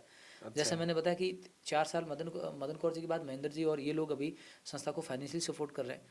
तो बहुत सारे हमारे यहाँ ऑफिसर्स और सक्सेसफुल पर्सन हैं, वो एज ए प्रेरक के रूप में साथ में। ग्राउंड पे सबसे ज़्यादा काम हमारे सरकारी स्कूलों के टीचर्स और पेरेंट्स करते हैं। बच्चे अपनी मेहनत को कर रहे हैं और दानदाता अपनी मेहनत का पैसा देते हैं। ये टीम वर्क है और बिना टीम वर्क कोई काम नहीं होता। ऐसे किसी भी काम को हम टीम के रूप में लें और करें तो वो पॉसिबल है। तो टीम वर्क किस किस में करने की जरूरत है। एक टीम वर्क है कि हम दिखावे का कुछ भी नहीं करें जिससे समाज का पैसा खर्च होता है या कुरीतियाँ जन्म लेती। एक कुरीति को बंद करने के लिए 2 कुरीति को जन्म दे रहे हैं। नशे से युवा लोग दूर रहे। नशा केवल ये नहीं है कि आप शराब ये अफीम डोडे वो कर रहे हैं, ये मोबाइल का भी एक नशा है, कुछ काम न करने का भी एक नशा है। युवा लोग अपना बहुत ही कीमती समय वो जाया कर रहे हैं और वो उसका यूटिलाइज नहीं कर रहे। इसे केवल बच्चा सोचता है या वो सोचता है भी मेरा है आपका क्या है, लेकिन फ़र्क है। आप राष्ट्र हो, आप राष्ट्र का भविष्य हो, क्योंकि आप जो छोटे छोटे काम करते हो उससे तो राष्ट्र बनेगा। आपकी आदतें, आपके विचार, आपकी सकारात्मकता, आपकी क्रियाशीलता, ये सब मिल करके परिवार, समाज और राष्ट्र का निर्माण करती है। और यदि मैं रिवाइव तौर पे कहूँ तो किताबों से बच्चे दोस्ती करें, मोबाइल का संयमित उपयोग करें, टीचर्स और पेरेंट्स का कहना माने, खुश रहें, उम्मीदें उतनी ही करें जो पूरी हो सकती है। ज़्यादा उम्मीदें भी घातक है और वो फिर तनाव का कारण बनती है। एक आपने स्टार्ट से पूछा था कि कोटा और वहाँ पर बच्चे जाते हैं सुसाइड करते हैं। एक्चुअली कोई भी व्यक्ति सुसाइड नहीं करता है, वो किसी एक कारण को मारने की कोशिश करता है जिससे वो परेशान है। अच्छा, अचानक कोई ऐसी चीज़ हो गई, उस पर प्रेशर आ गया, तो इसमें कोचिंग इंस्टीट्यूट जिम्मेदार नहीं है। ये कहना गलत होगा कि कोचिंग इंस्टीट्यूट क्या कर रहा है, आपको ज़बरदस्ती बुला रहा है कोई नहीं। आप अपनी सोच से जा रहे हो, 1 साल सिलेक्शन नहीं हुआ, 2 साल, तो आप बच्चे को कोई बात नहीं होता, अगली बार हो जाएगा। और यदि सिलेक्शन हो भी नहीं गया तो क्या हो गया, ये पेरेंट्स की ड्यूटी है। कोचिंग भी अपनी जगह अपना काम करे, पेरेंट्स भी अपनी जगह करे और बच्चे पढ़ने वाले भी ध्यान रखें। भाई दुनिया खत्म नहीं होगी। परीक्षा क्या है, परीक्षा कोई जिंदगी का निर्धारण नहीं है। परीक्षा एक समय विशेष में आपने क्या पढ़ा है या क्या काम किया उसकी जांच है। आपने समय विशेष 1 साल 2 साल आपने अच्छा नहीं किया तो इसका मतलब ये थोड़ी कि जिंदगी अच्छी नहीं हो सकती। बहुत सारे हजारों उदाहरण हैं जिसमें आदमी 7-7 बार फेल होता है। मैं बैठा हूँ आपके सामने, मेरे क्या फेल होने का मतलब ये थोड़ी था कि मैं पढ़ा नहीं था, मैं मेरिट में नहीं आया था, सीटें कम थी, 300 350, आज की तरह से 7,000 सीटें नहीं थी। उस समय कितनी थी? तो 2003 में कितनी सीटें थी, 800 सीटें थी पूरी। अच्छा, और इस समय 6,000 सीटें हैं। तो उसमें नंबर आना बहुत टफ होता था, नहीं आता था। सरकारी प्राइवेट कॉलेज एक महात्मा गांधी था, आज तो प्राइवेट कॉलेज पता नहीं कितने हो गए, 20 एक हो गए हैं। तो उस समय पैसा भी नहीं था, खैर वो परिस्थिति लगती। तो युवा जो भी बच्चे हैं, सबसे पहली बात खुद को समय दें, खुद की विशेषताओं को अंदर से, मेरे में खूबियां हैं, कमियां गिनाने वाले खूब लोग बैठे हैं, अपनी खूबियों को पहचानो ना। एक आध कमी है तो छोड़ो ना, सब लोग सर्वगुण संपन्न कोई नहीं होता। खुश रहिए, उम्मीदें कम रखोगे तो खुश ज़्यादा रहोगे। ज़्यादा उम्मीद करो उसके गाड़ी है, उसके बंगला बन गया, मेरे कब होगा, अरे तुम मस्त रहना, भगवान ने हाथ पैर कान सब कुछ दिया है। आप खुदा न खास्ता, जैसे मैं कहता हूँ मेरे प्रॉब्लम हुई उस समय मुझे लगा कि मेरा हार्ट करोड़ रुपए पे दूसरा लगेगा। इसका मतलब शरीर की कीमत कितनी है। एक हाथ काट दे, आपको कहे भाई हाथ काट दे, किसी के इम्प्लांट करना 10 करोड़ देंगे, दोगे क्या। तो शरीर बेस कीमती है। तो इस शरीर को स्वस्थ रखना है कैसे, टाइम पे खाना खाओ, टाइम पे नींद लो, रेस्ट करो। ये तो हो गया शारीरिक फिटनेस के लिए। मानसिक रूप का मतलब अच्छा देखो, अच्छा बोलो, अच्छा पढ़ो, अच्छा व्यवहार करो, विचार अच्छे रखो, नेगेटिविटी नहीं रखनी है। भाई वही रहेंगे, पड़ोसी चेंज होंगे नहीं, इन्हीं लोगों के बीच में रहना है। कभी जाति के नाम पे, कभी धर्म के नाम पर, कभी राजनीति के नाम पर क्यों बंट रहे हो आप। विचार, वो बोलते हैं बड़े लोग कि आप मतभेद रखो, मन भेद नहीं रखना है। ये कहना कि नहीं रखो भी मत, क्या फायदा है, क्या आपका नुकसान आपका होना है। आप कुछ भी करोगे तो आपका लॉस है, किसी और का नहीं है। तो फिर उसके बाद में आपको रखना है सामाजिक रूप से, परिवार के रिश्तों की मर्यादा को समझो, कर्म धर्म को निभाओ, ये सोचते हुए स्पिरिचुअली और इकोनॉमिकली बैलेंस चलना है। हमारी इनकम हमें पता है कितनी है, तो पेरेंट्स से इतनी डिमांड बच्चे नहीं करें कि खर्च ज़्यादा हो जाए, या कोई पेरेंट्स भी दिखावे के अंदर इतना पैसा खर्च नहीं कर दे कि कर्ज हो जाए। दोनों हैं, हम दिखावे में पैसा खर्च कर देते हैं फिर पूरा नहीं होता, तो आर्थिक रूप से फिर परेशानी हो जाते हैं। और 5वीं स्पिरिचुअली, मतलब हम धर्म की बात नहीं कर रहा हूँ मैं। आजकल हर व्यक्ति ज्ञान देने लग जाता है धर्म के नाम पर, जबकि खुद को कुछ आता है नहीं आता मुझे नहीं पता। अध्यात्म ये कहता है कि हम सब इंसान है, सबसे बड़ा धर्म इंसानियत है, एक दूसरे की कदर करें, रेस्पेक्ट करें, और एक जीव प्राणी मात्र की हम ये सोचते हैं कि दया होनी चाहिए, तो वो दया कहाँ जाती है आपकी, जब किसी दूसरे को आप तकलीफ देते हो, खुद के भले के लिए दूसरों का आप नुकसान कर जाते हो, खुद का स्वार्थ पूरा करने के लिए दूसरों को आप कहीं पर भी कर देते हैं। फिर पढ़े लिखे होने कर और पढ़े लिखे जैसे दिखने में अंतर हो गया ना। तो ये होता, पढ़ा लिखा होना अलग बात है, पढ़े लिखे जैसे दिखना अलग बात है, ये बहुत ज़रूरी है। तो जब ये बच्चा बात लेकर के कोटा, जयपुर, दिल्ली कहीं भी कंपटीशन की तैयारी करने जाएगा, ये सोचना है कि जो विजेता बना है ना, वही किसी का बेटा है, वो किसी की बेटी है, बहन भाई, वो तो है ना, उसी ने तो मेहनत की है ना, वो डिजर्व कर रहा था, उसका सिलेक्शन हो गया, हमारा नहीं हुआ, इसका मतलब ये तो हमें आता नहीं है। दौड़ में फर्स्ट एक आता है, इसका मतलब ये नहीं बाकी दौड़े नहीं, दौड़े हैं वो। तो आप में और कोई क्वालिटी, उस काम को करिए। परीक्षा एक में फेल होने का ज़िंदगी का फेल्योर नहीं है। हो सकता है कि उसकी वजह से आपके नए रास्ते खुल जाए। बहुत सारे ऐसे लोगों की उदाहरण, स्टोरियाँ भरी पड़ी है। इसलिए प्रेरक कहानियाँ लोगों को सुननी होती है, हिम्मत नहीं हारनी है। और कई बार क्या होता है, हमेशा मैं मेरे टीचर से सुना था, और वो आपको भी शेयर करूँगा, कि जब भी आपको कुछ समझ में नहीं आए, एकांत में मत रहो, किसी को शेयर कर दो बात। अच्छा। विवाद हुए उस समय चुप रहो और जगह छोड़ दो। अच्छा। बहुत इंपॉर्टेंट बता रहा हूँ कि विवाद चाहे मोबाइल पे हो रहा हो, चाहे क्लास में हो रहा हो, चाहे घर में हो रहा है, कहीं भी हो रहा है, उस वक्त एक जना चुप हो जाओ और जगह छोड़ दो। परिवार बच जाएगा, जिंदगियां बच जाएगी, और कोई सुसाइड वगैरह उसका एक इम्पल्स आता है एकदम, वो एकदम कम हो जाता है।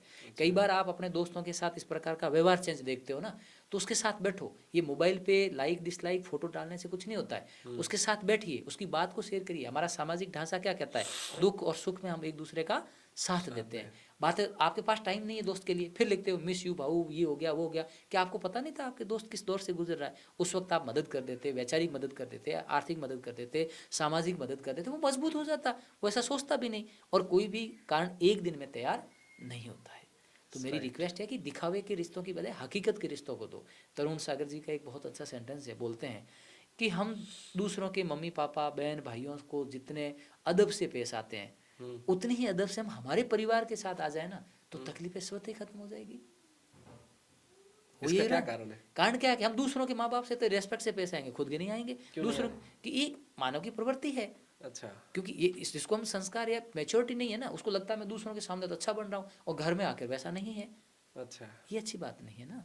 तो एजुकेशन का वापस जहाँ से हमने बात को शुरू किया था, पढ़ाई का मतलब नौकरी करना है, पढ़ाई का मतलब ज्ञान अर्जित करना है, सृजनशीलता है, लेकिन पढ़ाई का मतलब पढ़े लिखे जैसा दिखना भी है। ये डिग्रियां, ये हुनर, ये 60 साल के बाद में तो सरकार रिटायर्ड कर दिया, तो जो चीज़ समाप्त होगी वो तो जीवन नहीं हुआ ना। तो जीवन तो कुछ और है भाई, जीवन तो कुछ और हुआ ना। आप 60 साल के बाद आपकी डिग्रियां जीरो हो गई, सही बात। इसका मतलब जीवन कुछ और है। ये एक पड़ाव है, बचपन का पड़ाव, जवानी का पड़ाव, युवावस्था का पड़ाव, जिम्मेदारियों का पड़ाव, बुढ़ापे का पड़ाव, अलग अलग पड़ाव पर अलग अलग चीज़ें हैं। हमें किसी भी काम को खुशी खुशी करना है। तकलीफें होगी जिंदगी में, आए तो चैलेंज आएंगे, दुख होंगे, लेकिन घबराना नहीं है। उस समय खुशियाँ भी होगी, सुकून भी होगा, और उस समय इतराना नहीं है। सुख और दुख में एक जैसे रहने के लिए तो हमें अध्यात्म, बड़े बुजुर्ग समझाते हैं, उनके साथ बैठना है। यदि पोते पोतियाँ दादा दादी के साथ बैठ के उन्हें अभावों को और उनकी ज़िंदगी को समझ लें, तो उनको पता चलेगा कि किन हालातों में आज ये परिवार बना है। और क्षणिक डिसीजन नहीं लें, 1 मिनट सोचिए। एक बार इम्पल्स आता है, फर्स्ट इम्पल्स, उसको जाने दीजिए। सेकंड इम्पल्स के बारे में आराम से सोचिए। किसी ने कुछ कह दिया, किसी ने सुना दिया, एक बार अपना रिएक्शन होता, अच्छा बुरा जो भी है, उसको आप कंट्रोल करिए। सेकंड बार जो कुछ भी आता है वो रियल है। और यदि ऐसा कोई कर लेता है तो काफ़ी चीज़ें बच जाती है। अच्छा। आपके संस्था के माध्यम से आपके दिल्ली के मुख्यमंत्री जी से मुलाकात हुई थी। हाँ क्या कहा था हाँ, वो देखो, ये वापस मैं कह रहा हूँ, संस्था के रिजल्ट के कारण, वो रिजल्ट बच्चों का था, और कोई भी अच्छा काम होता तो उसको हर आदमी अप्रिशिएट करता है। अच्छा। अरविंद केजरीवाल जी और उनके काफ़ी लोगों ने इस मॉडल को समझने की कोशिश की थी कि हम दिल्ली में इसको लागू करना चाह रहे थे, और उन्होंने कोशिश भी की, और कितनी की ये मुझे नहीं पता है, ऐसा नहीं है। तो मैडम वसुंधरा जी जिस समय सीएम थे तो वो भी अप्रिशिएट करते थे, रिजल्ट आता था। बहुत सारे लोग हैं जो मोटिवेशन देते हैं, तभी तो हमें काम करने का लगता है। जब आर्थिक तंगी और बुरा दौर होता था, परिवार वाले साथ रहते हैं। मुझे वो भी दिन याद है कि एक बार पापा ने घर पे पूछ लिया था कि पैसा ज़्यादा हो गया, तो ऐसे चेक करने के लिए पूछा था। बाद में समझ में आया कि पैसा ले लिया तो पढ़ाई करता नहीं, या तो 50 विलेजर रख या घर को रख। तो मैंने कहा मैं तो 50 विलेजर को तो नहीं छोड़ूंगा, पैसा बहुत ऊपर हो गया था ऊपर। तो कि फिर तो घर से निकल, घर नहीं रखना तो मैं घर से निकलने लगा। तो पापा ने रोका कि मैं यही चेक कर रहा था कि वास्तव में तू दिल से कर रहा है कि नहीं कर रहा है। फिर कहता है कि भाई मैं बिक जाऊंगा लेकिन तेरी संस्था बंद नहीं होगी, यदि ऐसी परिस्थिति आ गई तो। अच्छा। हालांकि ऐसी कभी नहीं आई। जब जरूरत पड़ती है, परिवार वाले सेक्रीफाइस कर रहे हैं, मैं घर पे टाइम भी नहीं दे पाता हूँ अच्छा। वाइफ को, बच्चों को, क्योंकि मेरे तो कई बार पूछते बच्चे कितने हैं, तो मेरे तो 500 400 सब निकल जाता है। फिर पूछते आपके कितने हैं, तो फिर सोचता हूँ अच्छा मेरे एक बेटा बेटी है। अच्छा। तो वो एक हैबिट सी हो गई। दूसरा क्या है कि ये भी एक नशा है। हाँ। कोई भी आदमी कुछ काम करता है ना तो उसको अच्छा लगता है, उसको जज नहीं करना चाहिए। तो मुझे ये काम करना, कई बार जैसे आप लोग कहते हो, कई लोग ये कहते हैं वो कहते हैं, तो मुझे उस पर कोई भी ऐसा नहीं लगता वो क्यों कह रहे हैं। वो इसलिए कह रहे हैं कि उनकी वो उनका आकलन है। कोई अच्छा। आदमी अच्छा या बुरा नहीं होता। आप मेरे लिए अच्छे हो, मैं आपके लिए अच्छा हूँ, तब तक जब तक अपने विचार मिल रहे हैं। कई बार मैंने आपकी बात नहीं मानी, मैं अचानक आपको बुरा हो गया। इसका मतलब क्या, आदमी वही का वही है, अच्छा। सिर्फ हमारे नजरिए से हमने उसको जज करना शुरू कर लिया। सही बात। हमसे मोबाइल का उपयोग आप कैसे देखते हैं? मोबाइल के उपयोग को बच्चों के जीवन में भी और अभिभावक के सभी जीवन के में लिए, भी। देखो मोबाइल का मकसद था, जैसे घंटों तक बात करना अच्छी बात नहीं है। हम्म। आप इसमें मनोरंजन के लिए अच्छे गीत सुनो, अच्छे लोगों की बातें सुनो, कोई प्रॉब्लम नहीं है। लेकिन आजकल एक आदत होगी, 1 सेकंड बाद दड़ बस में जाके सीन देखा मैंने। अभी 2 दिन पहले जयपुर था, मैं बस में गया, बस में मैंने देखा हर आदमी के हाथ में मोबाइल है और वो देख कुछ नहीं रहा है, इधर उधर दड़ पलट रहा है। यानी दिमाग की स्थिरता ही नहीं है, तो दिमाग कुछ चीज सीखेगा ही नहीं जब अंदर इनपुट कुछ जाएगा ही नहीं। समाज के अंदर नशे की लत बहुत ज़्यादा बढ़ चुकी है। चाहे नशा कारोबार हो, चाहे नशा ग्रहण करना हो, युवाओं के बीच में ये बहुत बड़ा चलन चल चुका है। एमडी का, स्मैक का, बहुत सारे अन्य प्रकार के नशे हैं। आप एक शिक्षा विद होने के नाते इसको कैसे देखते हैं? देखो सबसे पहले तो आपने कहा कि समाज के अंदर आ गया है। हम्म। ये समाज में नहीं आया है, अच्छा। ये कुछ लोगों में आया है। अच्छा। समाज का मतलब तो सब में आ गया, सब में नहीं है। अब क्यों है, इसका एक कारण बताऊं। अच्छा। जो एक हमारी वो बुजुर्ग पीढ़ी है, जो मेहनत मजदूरी करते थे, थकान हो जाते थे, तो अपने यहाँ पर एक जो मुझे समझ में आया कि वो अफीम लेते थे, लिमिट में लेते थे, और धीरे धीरे उनकी वक्त के साथ डोज बढ़ गई, कर गई। हाँ। दूसरा, वो जैसे मजदूरी करते थे, टाइम पास के चक्कर में उन्होंने कभी तंबाकू ले लिया या बीड़ी ले ली। जो मैंने पूछा भाई आदत कहाँ से शुरू हुई, अच्छा। या फिर किसी दोस्त ने उसको स्टार्ट में दी, धीरे धीरे लत पड़ गई। या जैसे कोई टेंशन के कारण या शौक रूप में या पैसे ज़्यादा हो गए तो शराब पिया, और वो धीरे धीरे उसकी किसी के साथ बैठ के पिया, उसकी लत हो गई। वो लत पुराने वाले लोगों ने क्या किया, लिमिट में रखते थे, वो इसलिए नहीं करते थे। अब क्या हुआ, इसकी सप्लाई करने वाले लोगों को शॉर्ट टाइम में ज़्यादा पैसा मिलने लगा होगा, इस कारण से उन्होंने इसको सेलेक्ट कर लिया। मैं वापस पीछे जाता हूँ कि वो व्यक्ति ऐसा कर क्यों रहा है, क्योंकि उसको कोई न कोई रोजगार नहीं मिल रहा है। आप उसको रोजगार दे दो ना, वो काम करेगा ही नहीं। अच्छा। भाई आप रोजगार दे दो ना सही टाइम पर बच्चे को, तो उस फील्ड की तरफ जाएगा नहीं। मैं कहता हूँ ये मत करो वो मत करो, तो वो गया, उसका कांड ढूंढो, कांड खत्म करो, तो अपने आप वो चीज़ें कम हो जाएगी। तो वापस में पहले आ जाता हूँ उन लोगों पर जो पहले ऑलरेडी नशे कर रहे हैं, उनकी एज 70 या 70 से ज़्यादा हो गई, बुजुर्ग हो गए, वो बंद नहीं कर सकते क्योंकि उनमें बॉडी में इतनी ताकत नहीं। वो कम कर सकते हैं, तो उनको कम कराइए। कम कराने पर बहुत आर्थिक रूप से आपका परिवार पे प्रेशर कम होगा और स्वास्थ्य का नुकसान भी कम होगा। दूसरा है कि हम युवा लोग शौक में लेते हैं, थोड़ो ले लो घणो पड़सी कौन जाने हो रोड़ो पड़सी। अच्छा। ये मेरी कविता थी कभी। अच्छा। तो थोड़ो ले लो घणो पड़सी कौन जाने हो रोड़ो पड़सी। वो मतलब थोड़ा थोड़ा करते करते पता ही नहीं चलता। अच्छा। अब मैं देखता हूँ कि कोचिंग से निकलता हुआ बच्चा जाता है, सिगरेट लेता है, चाय पीते, चाय की टाबों पर चलो, मैं ऑब्जर्व भी करता हूँ वो सिगरेट पी क्यों रहा है। अच्छा। उसको कोई साथ में नहीं है, या 2 जने साथ में बैठे हैं, चाय पी रहा है, वो केवल अपने मूड फ्रेश के उद्देश्य से स्टार्ट में करता है, और कई छोड़ देते हैं, कई नहीं करते हैं। तो ये समझ होनी चाहिए पर इंडिविजुअली सब में। समाज की व्यापकता, अपन कहते हैं समाज ये करे, समाज वो करे, समाज कौन है, हम खुद ही थे। आप अपने अपने घर से शुरू कर लो, बाकी को करने की जरूरत नहीं है। मैं मेरे परिवार की बात बताऊं, हमारे परिवार में 96 के बाद हमने तय किया कि घर में सरा मांस अंडा कुछ भी नहीं चलता, कोई भी व्यक्ति हमारे घर पे नशा नहीं करता। शादी ब्याह में हमारे यहाँ पर हम नशे की मनवारी नहीं करते, सबको पता हमारे यहाँ नहीं होता। लेकिन हमारे भाई और पड़ोसी नहीं मानते थे, हम उनको जबरदस्ती नहीं कहते। 50 विलेजर के बच्चों ने अभी क्या स्टार्ट किया, एक और जो सामाजिक रिलेशन का बताऊं, डॉक्टर अन्नाराम ने अपनी शादी की, बीड़ी सिगरेट कुछ भी मनवारी नहीं की, न ससुराल लेके गए और अपने कार्ड में लिख दिया नहीं करना। फताराम था, अपनी बहन की शादी की, स्पष्ट लिख दिया कि हमारे घर पे कोई नशे की चीज़ नहीं होगी। ऐसे करके अशोक करके मालपुरा का लड़का है, उन्होंने खर्च नहीं करने दिया और किसी प्रकार का नशा नहीं दिया। ये क्यों ताकत आई उनके पीछे, क्योंकि पढ़ाई थी और उन्होंने घर से शुरू कर लिया। अच्छा। मैं सार्वजनिक रूप से कई बार ये कहता हूँ कि हम बातें तो खूब कर लेते हैं, लेकिन जो बातें कर रहे हैं कि नशा बंद होना चाहिए, उनको अपने घर से शुरू कर दो। अपने आप धीरे धीरे इसकी व्यापकता क्या हो जाएगी, कम हो जाएगी। इसकी डिमांड ही नहीं रहेगी तो न तो इसका बिजनेस होगा, न इसका सप्लाई होगा। दूसरा, बच्चों को एकांत मत दो। जब एकांत में जाता है ना बच्चा, क्यों सीख रहा है, स्टार्ट में बताया ना, पेरेंट्स उनको संभाल ले, अरे तकलीफ है क्या है उसको देख लो। एक दिन में नशे का आदि नहीं होता आदमी, कोई टाइम लगता है धीरे धीरे। तो जागरूक रहने की जरूरत है। मैंने स्टार्ट में आपको कहानी बताई थी खेत और बाढ़ वाली, हाँ। उसमें वो सब कुछ है जो आप इसका। हाँ। तो केवल बातें करना, मैं देख रहा हूँ सोशल साइड पे बातें बहुत होती है, हाँ। और मजेदार बात क्या है पता है, जो बड़ी बड़ी बातें कर रहा है वो खुद ही कर रहा है। खुद ही नशा कर रहा है। हाँ, एटलीस्ट बुद्ध वाली कहानी याद आती है। हाँ। माँ लेके आती है बेटे को कि इसे मिठाई खाने की आदत है। वो कहते 3 दिन बाद आना। 3 दिन बाद आई तो बोला कि बेटा मिठाई मत खाना, बंद कर दे। तो ये तो पहले भी कहते थे। तो पहले तो मैं खुद ही खा रहा था। अच्छा। तो हमें क्या करना है, नशे की बात करने की बजाय उसको अपने अपने घर से शुरू कर लो ना बंद करना। और जब सभी लोग कर लेंगे तो स्वतः चीज़ें कम हो जाएगी। डॉक्टर की मदद ले सकते हो आप, अपने विवेक से मदद कर सकते हो, लोगों की मदद ले सकते हो, ऐसे ग्रुप क्रिएट कर सकते हो। इतनी चिंता करने वाले लोग यदि वास्तव में अपने घरों से शुरू करो, चिंता ही खत्म हो जाएगी। तो मेरे विचार, ये मेरे पर्सनल विचार है। मुझे कई बार हंसी भी आती है कि बातें तो बड़ी बड़ी कर रहे हैं, अपने घर से शुरू क्यों नहीं करते हो। अच्छा। मैं तो कह रहा हूँ, आपने मेरे से प्रश्न पूछा, आप मेरे सामने आज तय कर लो कि मेरे घर में कुछ भी होगा, मैं बीड़ी सिगरेट गुटखा मैं नशा नहीं करूँगा। मैं तो मान लूँगा आज का मेरा ये 1.5 घंटा काम आ गया, अनाउंस कर दो। मेरे तो पहले से ही है। पहले से बंद है ना। मेरे तो जीवन एक में दिन नहीं, हमारे परिवार में भी न कोई चाय पीता है। हम 3 भाई है, तीनों बिना चाय हो चलते गया ना। आज तक कभी तो चेक अब नहीं क्या किया। करो, अब 2 से हो गया, हाँ। अब 2 से आगे 2 को करे, 2 से 4 को करे। आप 1 साल इस प्लान को चला करके देखो, रिजल्ट आने लग जाएंगे। आप जहाँ बैठते हो वहाँ नशे के लिए मना करो। आप अपनी दुकान पे हैं, आप अपने नहीं, हमारी दुकान बैठक पे में तो सबको हैं, पता है। मैं तो कह रहा हूँ घर पे सब परेशान है कि चाय भी नहीं पिलाता है क्या कह रहा हूँ, वो बात ये नहीं है। हाँ। ये सब लोग करें ना। हम्म।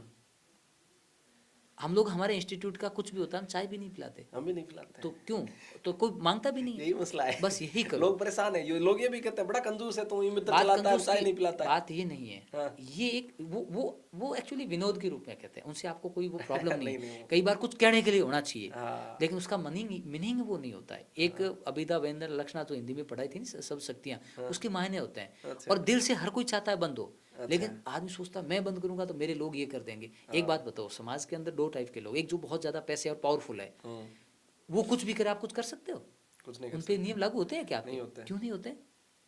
अदर क्योंकि जातीय ब्याह की बात करो, मैं बहुत सारे उसके काम बिहाव की उस मतलब। पे नहीं आ रहा, मैं कुछ भी कह रहा हूँ। हाँ, नहीं ये होते हैं। सब चीजें, और एक बिल्कुल ही जो आदिवासी लोग हैं वो क्या कर रहे हैं, आप उसको कंट्रोल कर सकते हो? नहीं कर सकते। ये मिडिल क्लास फैमिली को बड़ी पड़ी रहती है, मेरा ये मेरा वो, उसके चक्कर में पूरा जीवन तबाह कर देते हैं लोग अच्छा। दिखावे के अंदर। मैं तो कह रहा हूँ, आप इस सबसे बड़ा नशा क्या है, जब आपकी बहन बेटी की शादी करनी होती है तो माँ सबसे पहले डिमांड करती है मेरी बेटी की इतना गहना लाओगे तो मैं ससुराल भेजूंगा। सबसे बड़ा नशा तो मैं इसको मानता हूँ। अच्छा। क्या हुआ, सामने वाला आज 1 लाख रुपए का सोना आता है, 10 तोला सोना कम से कम लाना पड़ता है, घर में 1 रुपए नहीं 10 लाख के नीचे आ गया वो बच्चा, जिंदगी भर वो कर्ज 2 का ब्याज में उतारते उतारते बेटी का बर्बाद हो जाएगी और पावना भी बर्बाद होगी। तो सबसे बड़ी दुश्मन तो आप खुद हो। दूसरा, आपने बच्चों को पढ़ाने के लिए 100 रुपए की किताब नहीं दोगे, 200 रुपए की किताब के नहीं दोगे, वो पैसे कहाँ से आ गए आपके पास? वो आ जाते हैं। और आप नशे की बात कर रहे हो, खर्च अवसर मौसर में आपको जमीन बेच दोगे। माँ बाप जब जिंदा थे तब तो आपको सेवा करने के लिए टाइम नहीं था, और मर जाने के बाद आप उसको एक दिन लोगों को खाना खिला के सोचते हो लोग हमें अच्छा कह देंगे। कोई नहीं कहेगा, गलतफहमी है। कोई नहीं कहेगा। क्यों कहेगा कोई? वो मालिक तो देख रहा है ना। अच्छा। उसके घर तो न वकील चलते हैं, न जज चलते हैं, न समाज चलता है, वहाँ तो फैसला होता है ना। जिसने आपको जन्म देके पूरी जिंदगी आपके लिए वो चलते रहे, जब सेवा के दिन थे तब आप कहाँ थे? क्या उनको आप टाइम दे रहे थे? क्या सेवा कर रहे थे? यदि कर रहे तो खर्च और उनकी जरूरत ही नहीं है। हाँ, आप सामर्थ्यवान हो तो खाना खिलाओ ना, आप हर साल खिलाओ, कौन मना करता है? मैं उसको खर्च नहीं मानता। अच्छा। मैं मानता हूँ वो आपके पास सामर्थ्यवान हो आप, तो किसी को भोजन कराना कोई गुनाह नहीं है। अच्छा। लेकिन किसी को जबरदस्ती, मैं सबसे ज्यादा कि मैं इसको अलग तरीके से देखता हूँ, अपना अपना एस्पेक्ट होता होगा। आपके पास बहुत पैसा है, अच्छा। आप बर्थडे पे खाना खिला सकते हो, एनिवर्सरी पे खिला सकते हो, पुण्यतिथि पे खिला सकते हो, श्राद्ध में खिला सकते हो, तो पुण्य खिलाइए। लेकिन जिसके घर में कुछ नहीं है, आप जमीन बिकवा देते हो, कर्ज कर, मैं तो कहता हूँ सबसे बड़े पाप के बागी वो लोग हैं जो उनसे वो काम करवाते हैं। तब आपका समाज कहाँ जाता है? तब आपके ये सुधारक कहाँ छुप जाते हैं? ये सुधारक वाले वही लोग करवाते क्यों हैं। नहीं, वही तो होते हैं ना। हाँ। तो क्यों, तो उनको रोको ना।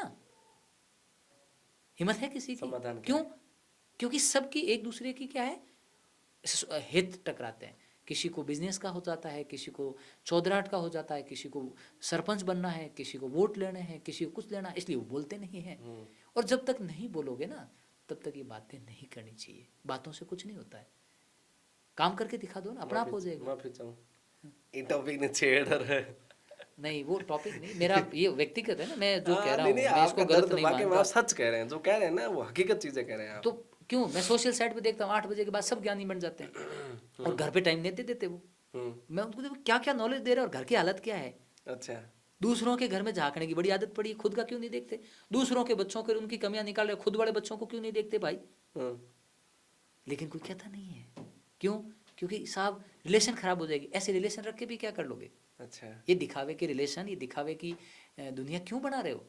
सही बात। क्या फर्क पड़ जाएगा, क्या फर्क पड़ जाएगा। दोस्त वो होता है जो सच कहता है, अपना वो होता है जो जरूरत पड़ने पर साथ देता है और गलत रास्ते पे जाते व्यक्ति को रोकता है। सही ये बात। बुजुर्ग लोग करते थे, उनकी ताकत थी वो, जिससे हमारा स्ट्रक्चर खड़ा हुआ। आजकल जरूरत पड़ने पर सब भग जाएंगे। एक बार एक सर ने पूछा मुझे कि जानकार और दोस्त में अंतर क्या है। अच्छा। मैंने पूछा था तो कि जो तुम्हारे साथ चल ले, सुख में और दुख में गर्दन कटाने के लिए तैयार हो जाए, कितने लोग हैं ऐसे। एक भी नहीं। तो तुम्हारा दोस्त एक भी नहीं है, तुम्हारे जानकार है, दोस्त नहीं है। दोस्त नहीं है।